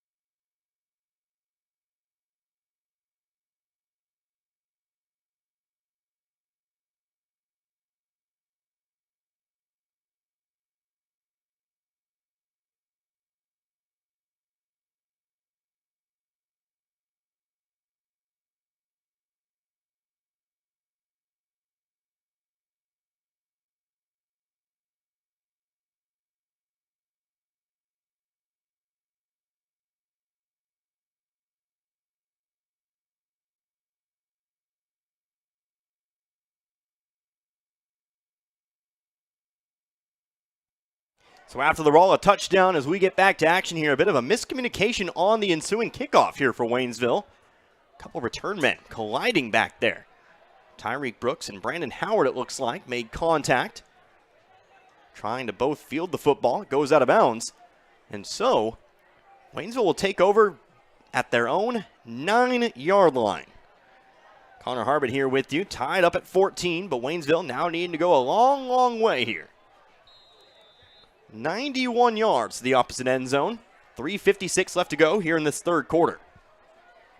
Vernon, the quarterback. One back in the backfield. Fakes the handoff one way, goes to Thomas Plummer, but he's swallowed up well behind the backfield. Going to be a loss of, looks to be 1, maybe 2. Now they'll give it 1. So not as bad as I originally thought. It'll be 2nd and 11.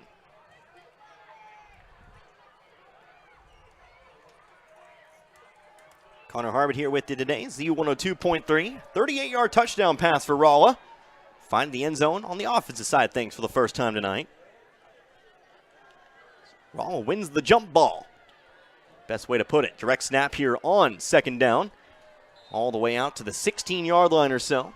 On the carry for the Waynesville Tigers, number 18, Chase Thomas Plummer again on the carry. And we'll have 3rd down upcoming. Gain of about, looks to be about 8 on the play. 3rd down and 3 now. Under 3 minutes to go here in this third quarter. 10 yards on the carry, 3rd down and 3. Trying to keep the drive alive. A punt here, obviously not ideal.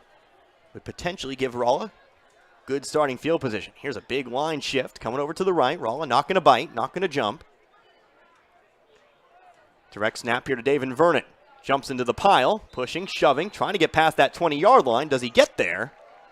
On the carry for the Waynesville Tigers, And he's going to be just past the line. Got the 3 yards he needed. That'll be a Rolla, that'll be a Waynesville 1st down. and that's good enough for a Waynesville. So the drive starts at the 9. Now they're on the 20. From the 20. 1st down and 10, a new set of downs. Just over 2 minutes left to go here in quarter 3. Again, this the inaugural edition, not the first time these two teams have played, of course, but this the inaugural edition of the Route 66 Showdown. There's a trophy on the line this year. And so far, this game has delivered. 14 all. Under 2 minutes now. Another direct snap, CTP on the carry. Flipped over the shoulder of Hayden Kreider of the Bulldogs. But not before Thomas Plummer is able to get himself another yard. Thomas Plummer carrying the bulk of the carrying duties. But now here comes Tau Asi for the first time offensively. He'll rush in from the sideline. Vernon also coming in from the sideline. Play clock down to 20. 1:23 on the clock. 2nd down. 2nd down and 9.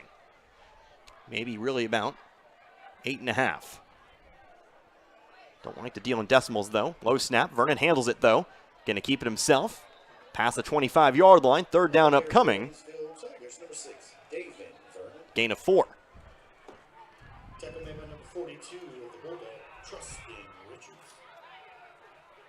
Vernon in the first half, 7 carries, 27 yards.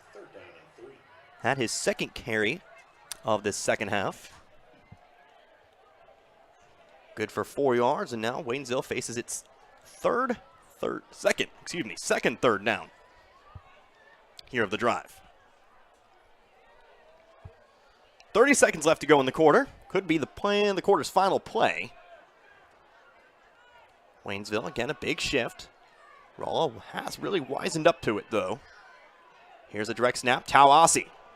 Asi pushing forward. He's in the open space. He's got himself open field. Count him down. The 30, 25, 20, 15, 10, 5. Hear the Tiger roar. Touchdown, Waynesville.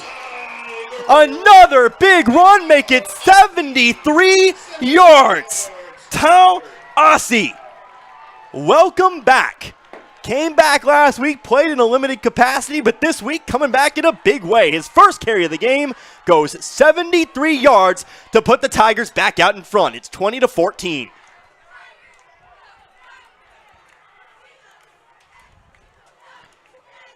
2-point conversion incoming here. Obviously, 2-point conversion would make it an 8-point ball game and force Rolla to maybe attempt one of their own on a potential comeback score. Wing back to the right-hand side. Aussie fakes the handoff, trying to take it through himself. Dives forward, and he is going to be... no indication he's going to be short. So, it'll stay a 6-point ball game here at 20-14. But 6 seconds to go.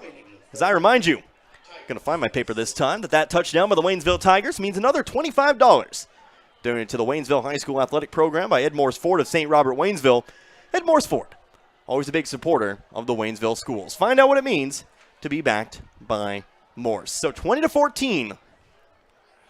The Waynesville kicking unit comes back out into the field.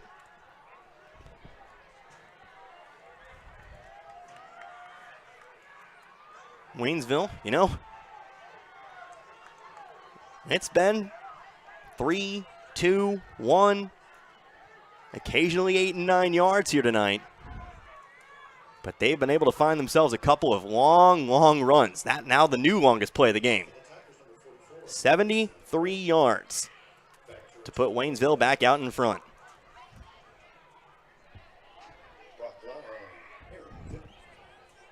Mason Wright on to kick it away.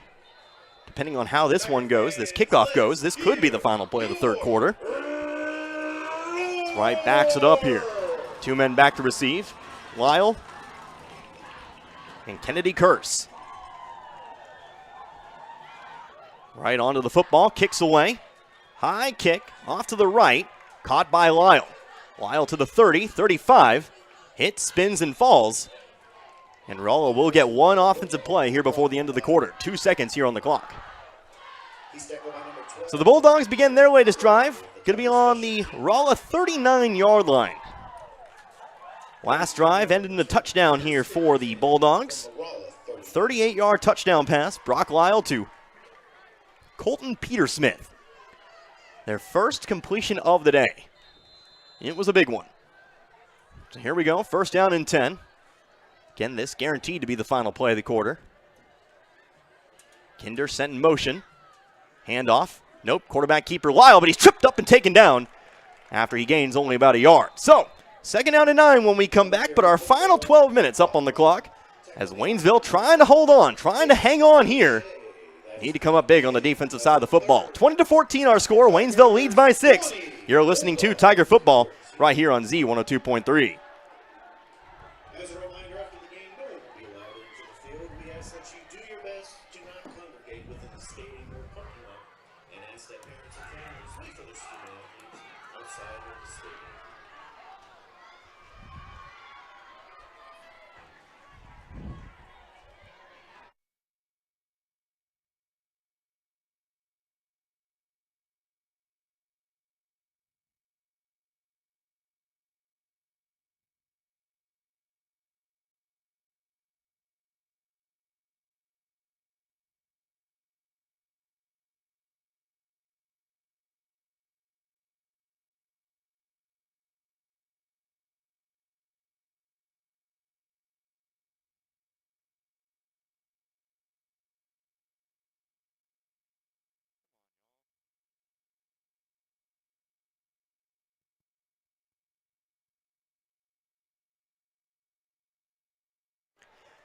Fourth quarter here in Waynesville, senior night. Waynesville, they lead by 6. Rolla on offense, though. Here's a handoff. Caden Kinder taken down behind the line. Quarter will start with about a 4-yard loss. And that's going to be third down. And, well, they're going to say, I thought it was about 4. -3. How about that? Third down and 13. -3 yards here for Caden Kinder. And Waynesville faces themselves a big third down situation. Again, leading by 6, 20-14 after a 73-yard touchdown run by Ta Aussie. Lyle taking the snap, looking to pass, might tuck and run. Going to the sideline, now trying to find Petersmith down the sideline. It's caught, first down, Rolla.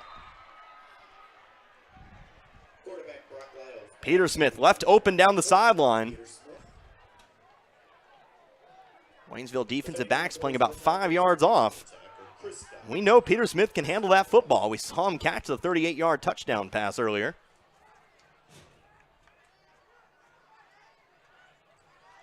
It's going to be a gain of about 39 to 41, about 20 yards. First play of the drive going to be whistled dead, or should I say the new set of downs going to be whistled dead.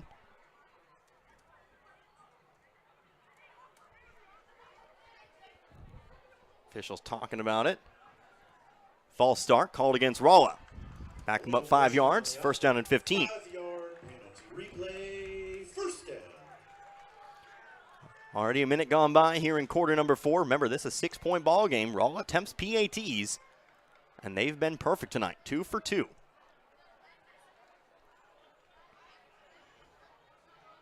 An earlier 2-point conversion failed by Waynesville. After the penalty, first and Could be more important here 47. than most people might realize. Would have forced Rolla to go for 2. Of course, you can just stop them right here, and, well, none of that will really matter. 2 wide receivers left. Waynesville showing blitz. Here's a botch snap. Ball's on the floor. No, going to be picked up. Looks to be a botch snap. That's why I use my binoculars. Hayden Emery picking it up. Gets to around the line of scrimmage, maybe a yard shy. Second down and 11. I have the binoculars for a reason, and tell you what, from the way Lyle acted back there in the backfield, I thought that ball was on the ground. I thought I saw a flash of brown. We'll put him back on. So second down and 11. By the way, I have a scoring update. Thanks, Jim, back in the studio. Tell you about it here in a second from that Camdenton-Lebanon game. Montgomery sent in motion. He'll get the handoff. Across the 40 to about the 39. Third down upcoming once again. It's a gain of 4. Gain of 4. And here we go. Third down again. Third down and just over 7 yards. Here we go. Let me open my phone back up for you. Camdenton 24, Lebanon 14 in the third quarter. Thanks, Coach. If you would, keep those updates coming if you can for me. 2 wide receivers left. Lyle now shotgun formation. Back here, though, another important third down. Lyle rolling out to his left, being chased. Still looking to pass. Still looking to pass, but he's going to be tripped up and taken out of bounds. Lyle looking for Peter Smith, but this time he was covered. And he's going to be shoved out of bounds. And I do believe he's going to lose some yards, so that's going to go down as a sack. It's a 4-yard sack. Apologies, couldn't see who pushed him out of bounds, but I can tell you who chased him to the sideline. That was Yediel Santana. And now Rolla set to punt the football away, or at least bringing on the punting unit. Santana breaking through the line, chased Lyle to that left sideline. Again, Lyle a right-handed quarterback, so that would have been a tricky throw, but still looking for Peter Smith. Didn't have the time. Flag prior to the snap. Who jumped? We've seen our fill of false start penalties tonight. Also, a few offsides here and there. Flag's going to be false start called against Rolla. Legal motion on the offense. 5-yard penalty. Replay, fourth down. So let's replay fourth down. After we back him up 5, it'll be 4th and 16. Ball on the Waynesville 48-yard line. Set to punt it away. That is Brett Montgomery. His first punt, really, really good. 51 yards down to the 2-yard line. Here we go. Kick is away. Fair catch going to be called by Hedrick. Makes the catch at about the 16-yard line. So, Waynesville takes back over. Up by 6. 9 minutes left to go here in this fourth quarter. Now we'll see what Waynesville's able to accomplish. I will assume, barring any long downs, we're not going to see Waynesville let that ball leave the ground. Both teams still, nope, excuse me, correct myself before I even get going. Rolla 2 timeouts, Waynesville with 3. Something to keep in mind as we start approaching the end game here tonight. Tall Aussie in at running back. Tyreek Brooks, the wingback, sent in motion, faking the handoff to Brooks. It's a handoff to Aussie. Spun around, taken down. It's going to be a loss of 2. Tigers, number 32, Tao Aussie. Number 57 on the tackle. Tao Aussie, 73 yards on his first carry. Not quite the same result this time around.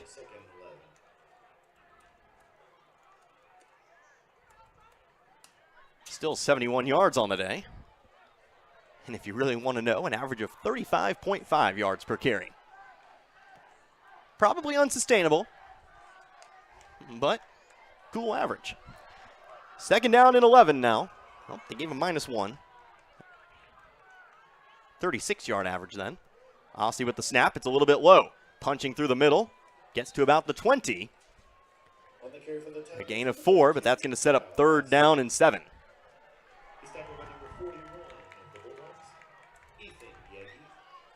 So 3rd down and 7 here. Now under 8 minutes to go. Waynesville, obviously the ideal here on this drive would be to come through with a long, long drive. Unfortunately, now facing a 4 and out if they can't find the 7 yards they need here. Aussie the tailback. Smith is the fullback. No wingback. Vernon going to take it himself. He's to the 25, just short of the 25. Going to be pushed back, and that's going to bring up 4th down and 2. Got 5, but that's going to be 2 yards shy. And so we'll see what happens here. Does Waynesville risk it? Does Waynesville risk it, or do they go with the safe option and punt it away? Vernon's going to be sent onto the field. And so I think the answer is going to be roll it. Roll the dice and hope you get 2. This could be a game changer. Here we go. Castro and Godwin, your 2 punters this season, they're on the sideline. It's Aussie Vernon and Tyreek Brooks.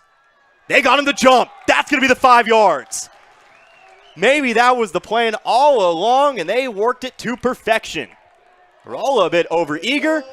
Offsides on the defense. 1st down, Waynesville. Whew. Tell you what, I was so focused on the 2 yards, I didn't even think about that. Guess that's why I'm up here in the booth. Guess that's why I'm not a color commentator. Say it again, miss you, Garrett. See you in West Plains next week. But that's a big penalty. 1st down and 10, 6:35 on the clock. Rolla still with 2 timeouts to burn. So Waynesville continues to pull off the big shift. Brooks, the wingback, right side. Again, Aussie and Vernon in the backfield. Another low snap, but Aussie has it. It's past the 30. Going to get a couple yards here on 1st down. It'll be 2nd down and 8.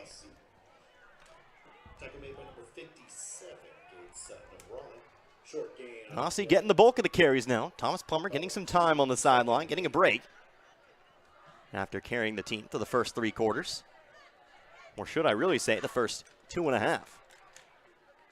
Of course, Thomas Plummer, his efforts tonight, they've been stellar. Do you believe, as of this moment, at least for Waynesville, your leading rusher tonight? Lyle may have surpassed him, Brock Lyle. I'd have to add up the numbers, and I will, coming up at the end of the game. 2nd down and 8. Under 6 minutes to go. We're officially halfway through the 4th quarter. Vernon this time going to take the snap. Hands it off the other way. Brooks has some room up the sideline. He's past the 40, the 1st down. How much more can he take? He's going to jump out of bounds at about the 48-yard line. Maybe you want to stay in bounds there, but the clock will stop here at 5:28. You still got the yardage. 17 yards here for Tyreek Brooks. Can't complain about that. Being nitpicky, if I'm being honest with you. But you just want to see that clock continue to roll. So 1st down and 10 again. Obviously, talk about the clock so much. 6 points don't hurt. They really don't. Waynesville coming to the line here. Brooks, right side of the line of scrimmage. Or should I say the right side of the offensive line. Wards really have been a struggle for me tonight. Vernon and Aussie. Aussie takes the snap. In between guard and tackle, across midfield he goes. Solid pickup on first down. Pickup of about 3 yards. Gain of 3. Second down and 7. Well, not under necessarily a whole lot of pressure to use those timeouts just yet. There's still 5 minutes on that clock. I would say maybe around, well, considering you're down only 1 score, 3 or 2 minutes would be the time to do so.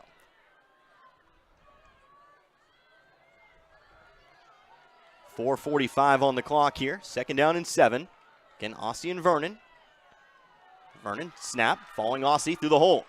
Pushing, shoving, past the 45. Want to watch yourself. No extracurriculars after the snap. Gotta watch Brooks out there. Something might have happened, but they get to about the 44-yard line of Rolla. Third down about 2. They'll say 3. I'm going to say 2. So 5-yard gain for Vernon. Third down and just over 2 yards. Now 4 minutes left to go here in this fourth quarter.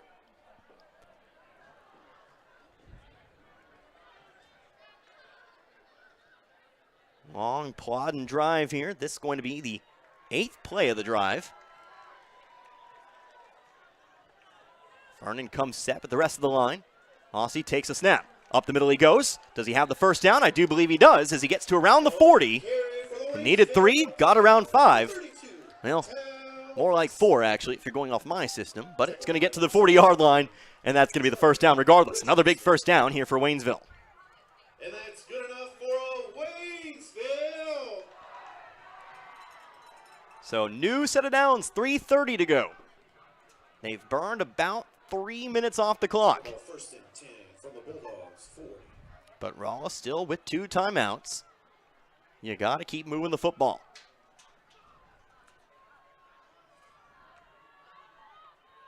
First down and 10. Ball on the Rolla 40 now. Coming to the line. Play clock down about 5. Waynesville using all of that play clock if they can help it. Aussie with the snap. Moving to his left, trying to juke out to the sideline. Stay in bounds at the very least. Still on his feet. Eventually, for momentum's going to be called. Late flag. Is that going to be late hit? We'll see where it comes in. Things are getting chippy. It's going to be a face mask against Rolla. Things are getting a little chippy down there. Waynesville's got to be careful not to do anything themselves. But that is going to be a face mask after what was about a 1-yard gain for Aussie.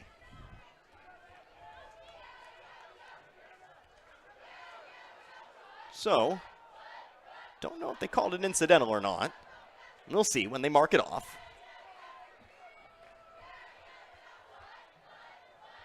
And now here's a flag way after the fact. Our ref near the Rolla sideline coming in. What could this be? Oh, hopefully this isn't going to be called against Waynesville. You want the yards. They're going to tell Rolla to back up, so I think that's a good sign. They're going to mark it out to the 45. First penalty, inadvertent face mask. But what is the next penalty? Unsportsmanlike called against Rolla.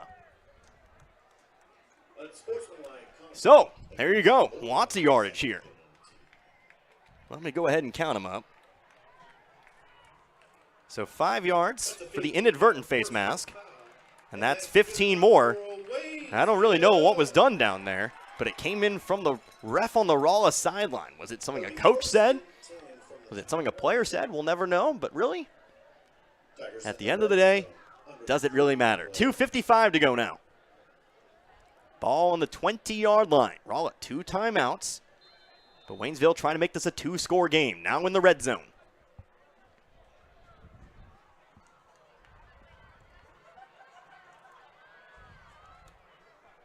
I really will need to count out penalty yards.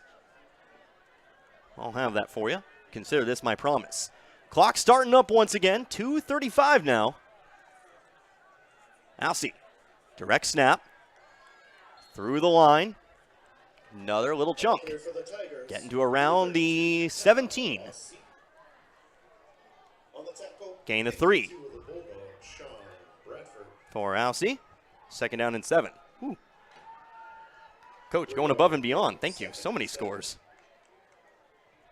Scores that might be important here. Camdenton 31, Lebanon 21 in the third quarter. Nevada 48, Monette 7. Thanks. You knew I want that one. Ozark leading Branson. That's important for our district. 28-7.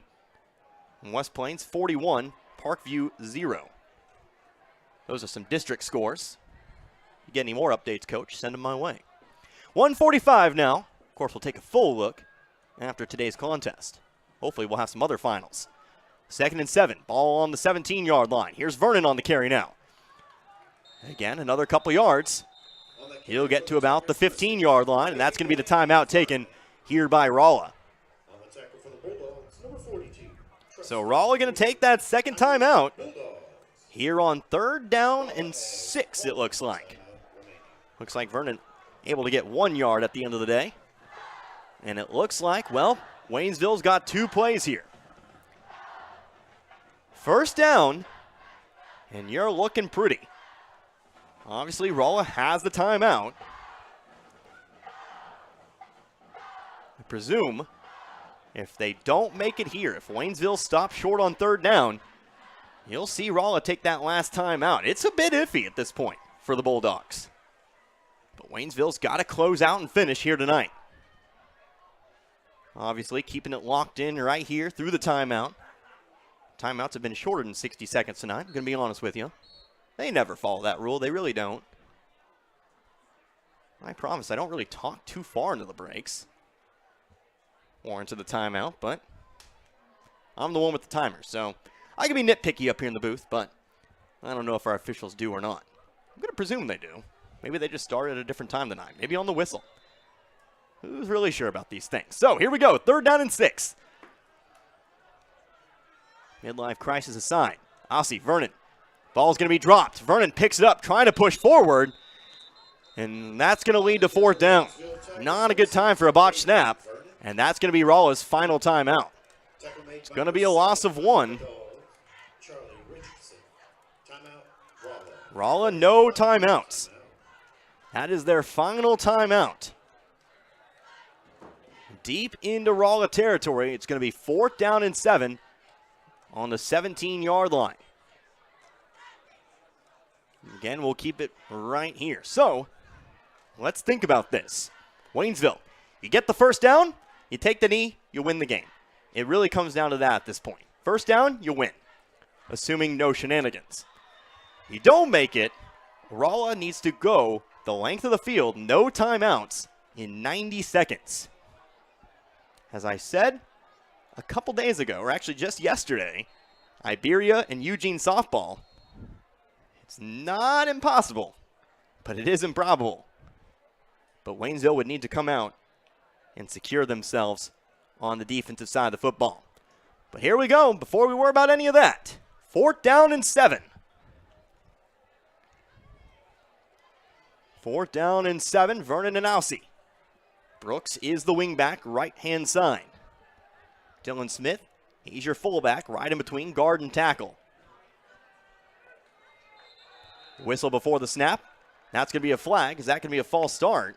And it is. So the 4th down just got a little bit harder. So that pushes Waynesville back 5 yards. 4th flag of the drive. First on Waynesville.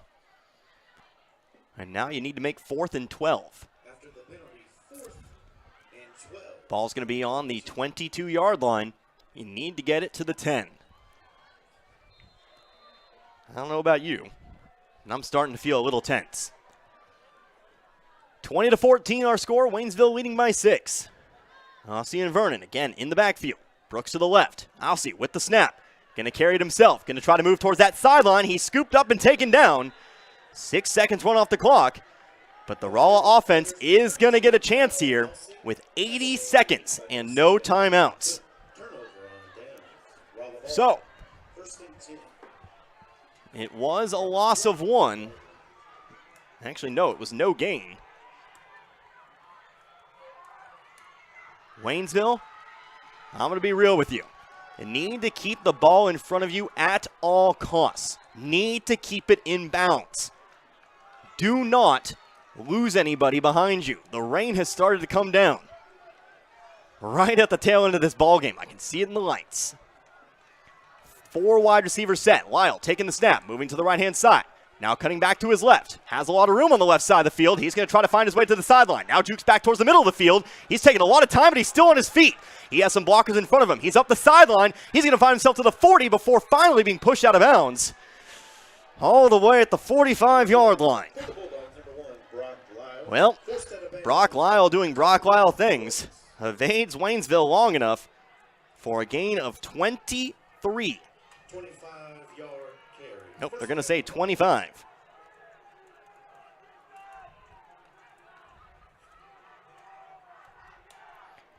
But it's first down and 10. 1:04 on the clock on the Rolla 47.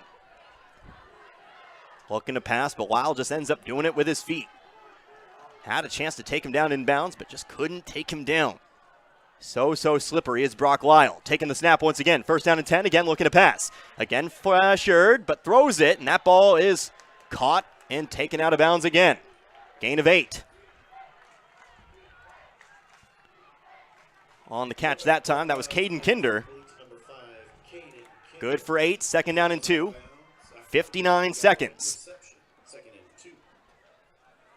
59 seconds on the clock now.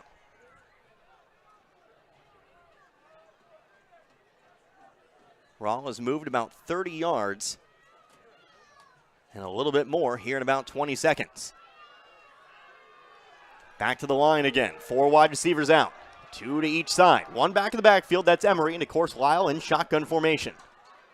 Lyle again taking the snap. Looking to his left. Has a lot of time in the pocket this time. But eventually he's going to be chased down by Bess. He's going to run. He's going to have the first down. He's going to have the sideline. And again, he sneaks through all the way to about the 32.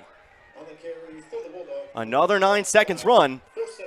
But now to the 30-yard line. They give him the 30. It's Waynesville. They're flushing him out of the pocket. That time had a little bit more time to throw. But he's just so adept at getting it done with his feet. It's a gain of 17. Remember, Rolla needs a touchdown. They're down by 6. No timeouts, but so far they're 3 for 3 in getting out of bounds.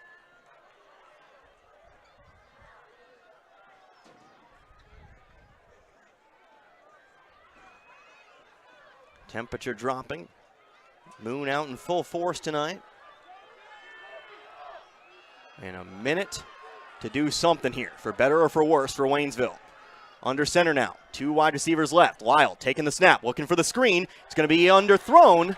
Is that ball behind him? Fall on it. At least pick it up. But I think they whistled the play dead. I think it was incomplete. 3 seconds run off the clock. Second down and 10. 47 seconds now. Got to at least pick it up there. You never know. As if it's behind the quarterback. That's a fumble. That's essentially a pitch. You can call it a screen if you want, but it's functional like a pitch. In fact, it does go down as a pass. And no, it doesn't. Not time to worry about that. Second down and 10, 47 seconds. Clock stops again on the incomplete pass.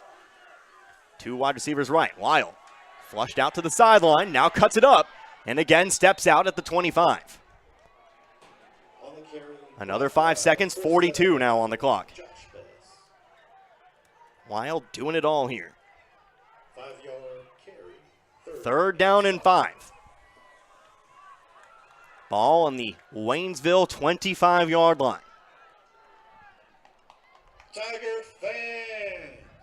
Camdenton now leading Lebanon 38-21 in the fourth quarter. Lakers up big. But let's focus on this game. Third down and 5. Obviously, Rolla's going to go for it in the fourth down situation. One wide receiver left, two right.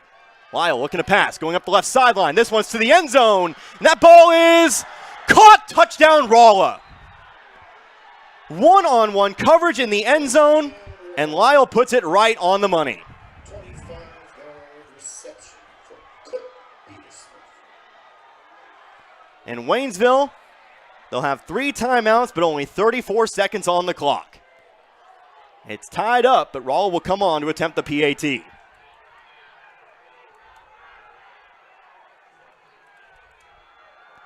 Colton Petersmith again on the catch.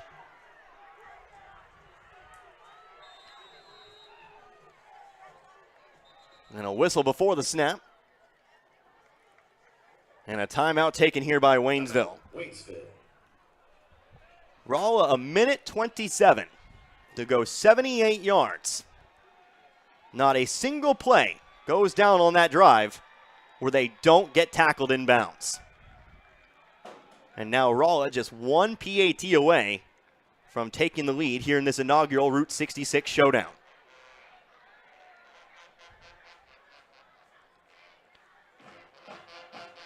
Waynesville, unfortunately, just unable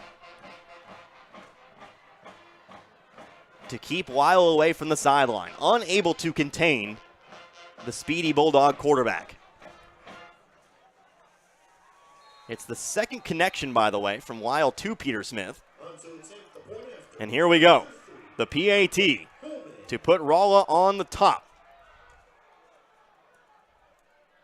On to attempt. Micah Homan.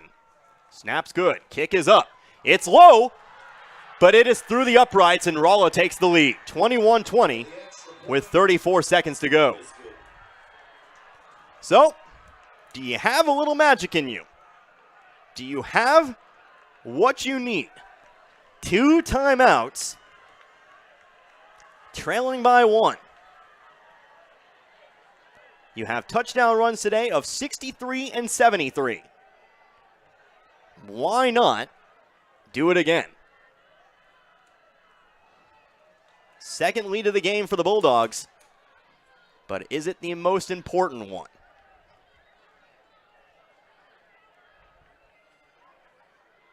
That kick was just high enough to clear the bar. Just low enough to give myself and the Waynesville faithful a glimmer of hope. So here we go. 4 men back to receive for Waynesville. 5 men on the front lines. Gotta watch out for some trickery here if you're Rolla or if you're Waynesville. Homan approaches the football. Kicks it deep. Ball's going to be fielded about the 18-yard line. Up the middle of the field. That's Brandon Howard. He's going to break his way through. He's going to find himself just shy of midfield.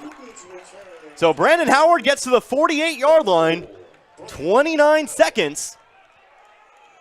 29 seconds, 2 timeouts. You need to go 52 yards.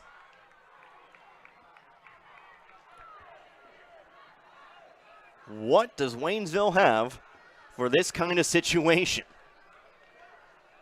We saw him in a similar situation last week, elected to go to the air.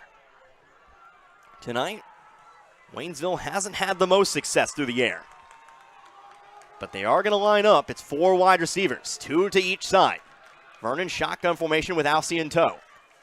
Vernon takes a snap, looking to pass. Pocket collapsing, but he rushes out to his left. Has to watch behind him. Chucks one down the sideline. That ball's picked off, and that's going to do it. The ball was underthrown, and the second Rolla interception of the game effectively ends Waynesville's chances of winning the Route 66 showdown. We ask those who would need to be picked up to please place those calls or send those texts now so that you're right. Not going to lie. Right after the game ends. As a reminder, after the game, no one will be allowed to enter the field or congregate I don't know or parking lots. if chucking it downfield was necessarily the call there. On the run, the throw just well short. And that ball's picked off as Rolla will line up in victory formation.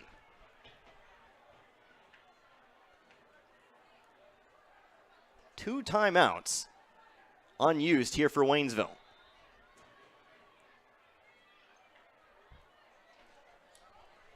Lyle will take the knee, and that will pretty much do it. We'll see if Waynesville takes the timeout or not, or if they'll just let the clock expire, and they're going to do it. So Waynesville falls here tonight. A game-winning last-minute drive here for the Rolla Bulldogs, and the traveling trophy will head to Rolla for the first year of this Route 66 showdown. So we're going to do what we always do. We'll take ourselves 60 seconds. We'll take ourselves 60 seconds. Tell you what, I know Garrett would already be working on stats. We might hold on to that. We might just go ahead and include them in the post-game story here tonight. We'll take 60 seconds, then we'll wrap things up, and we'll get you set up for next week as Waynesville looks to finish off their season. Now falling to 2-6. Your final score once again, 21-20 in favor of Rolla. You're listening to Tiger Football right here on Z102.3.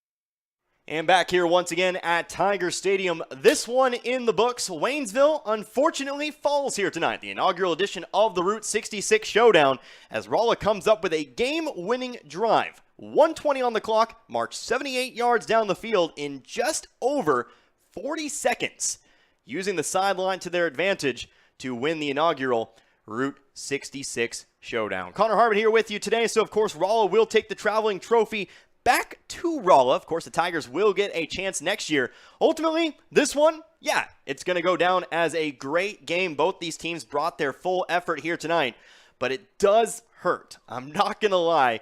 I try to keep my bias under check sometimes, but as you know, the play-by-play, the voice of the Waynesville Tigers, it really just hurts. It really does. As Waynesville does fall to 2-6 on the season, they've got one more chance here in the regular season prior to district play. So they're presenting the trophy down there at the moment to the Rolla Bulldogs, of course.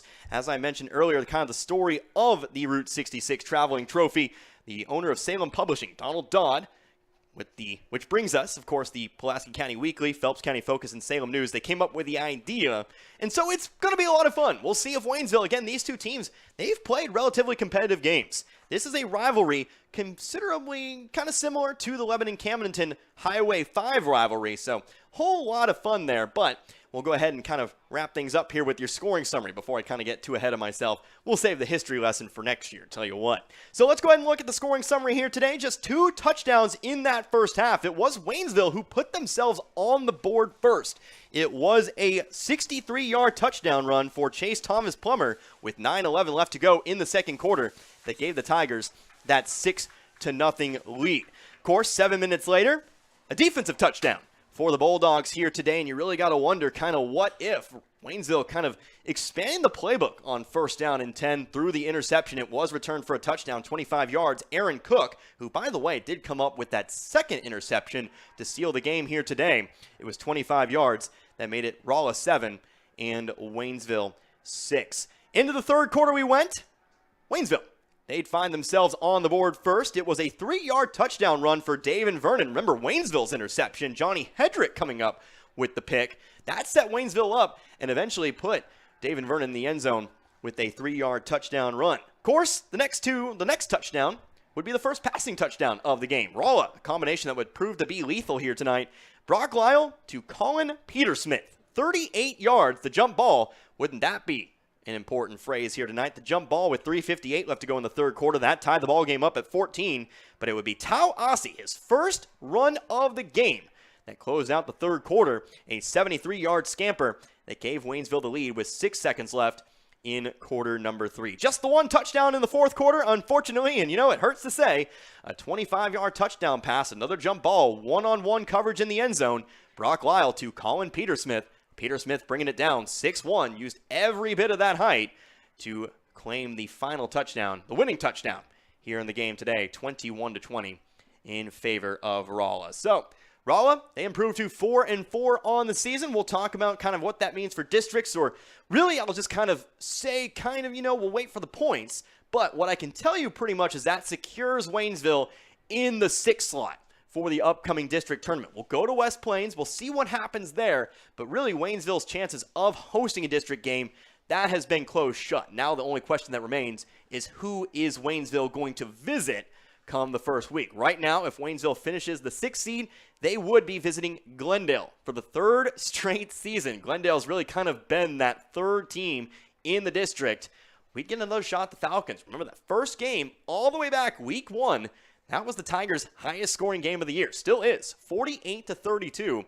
But again, we're getting a little bit ahead of ourselves. We'll kind of go ahead and wrap it up here today. So, for Coach back in the studio, no, actually, let's hold on here. Let's go ahead and check some final scores, shall we? As we're just going to go ahead and do it all in one break here, as we've been updating here tonight. But let's go ahead and look at that Highway 5 rivalry. Might have a final for you there, but Carthage. How about Carthage first? They beat Joplin tonight 34-28. This one actually has a story with it. 3 seconds left in regulation. Joplin attempted a game-winning field goal. Carthage blocked the kick and returned it all the way for a touchdown as time expired. Wow, what a ball game there.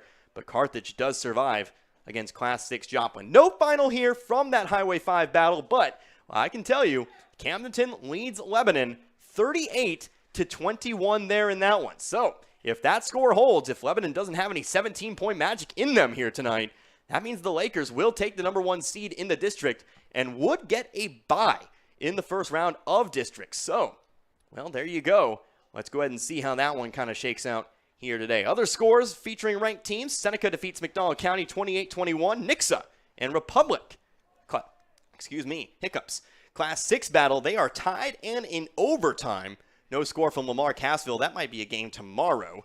Marionville defeats Ash Grove 28-22. Webb City pulls away from Neosho, blanks them in the second half, 42-21.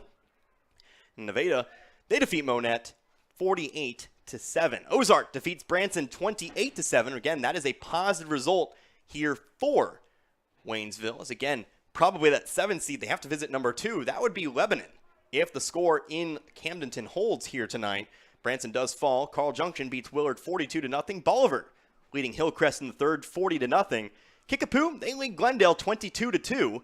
Again, Kickapoo Class 6, so they are not necessarily in that district race, but keeping Glendale down there. West Plains defeats Parkview 41-8. And again, they haven't updated the score from Waynesville, but we know the final is 21-20. So next week, we'll be back on the road. I will go ahead and head on out to West Plains as the wind starts to pick up here. I'll be heading out to West Plains, and Garrett Bowles will join me once again. So make sure you join me here, 6:30, same time, same place on your radio dial, Z102.3, as we'll get it going there as the Tigers look to finish out the regular season on a good note against those Zizzers. But now we'll go ahead and finish things up here. Sorry for the fake out earlier, Coach. For Coach back in the studio, he did a great job as always.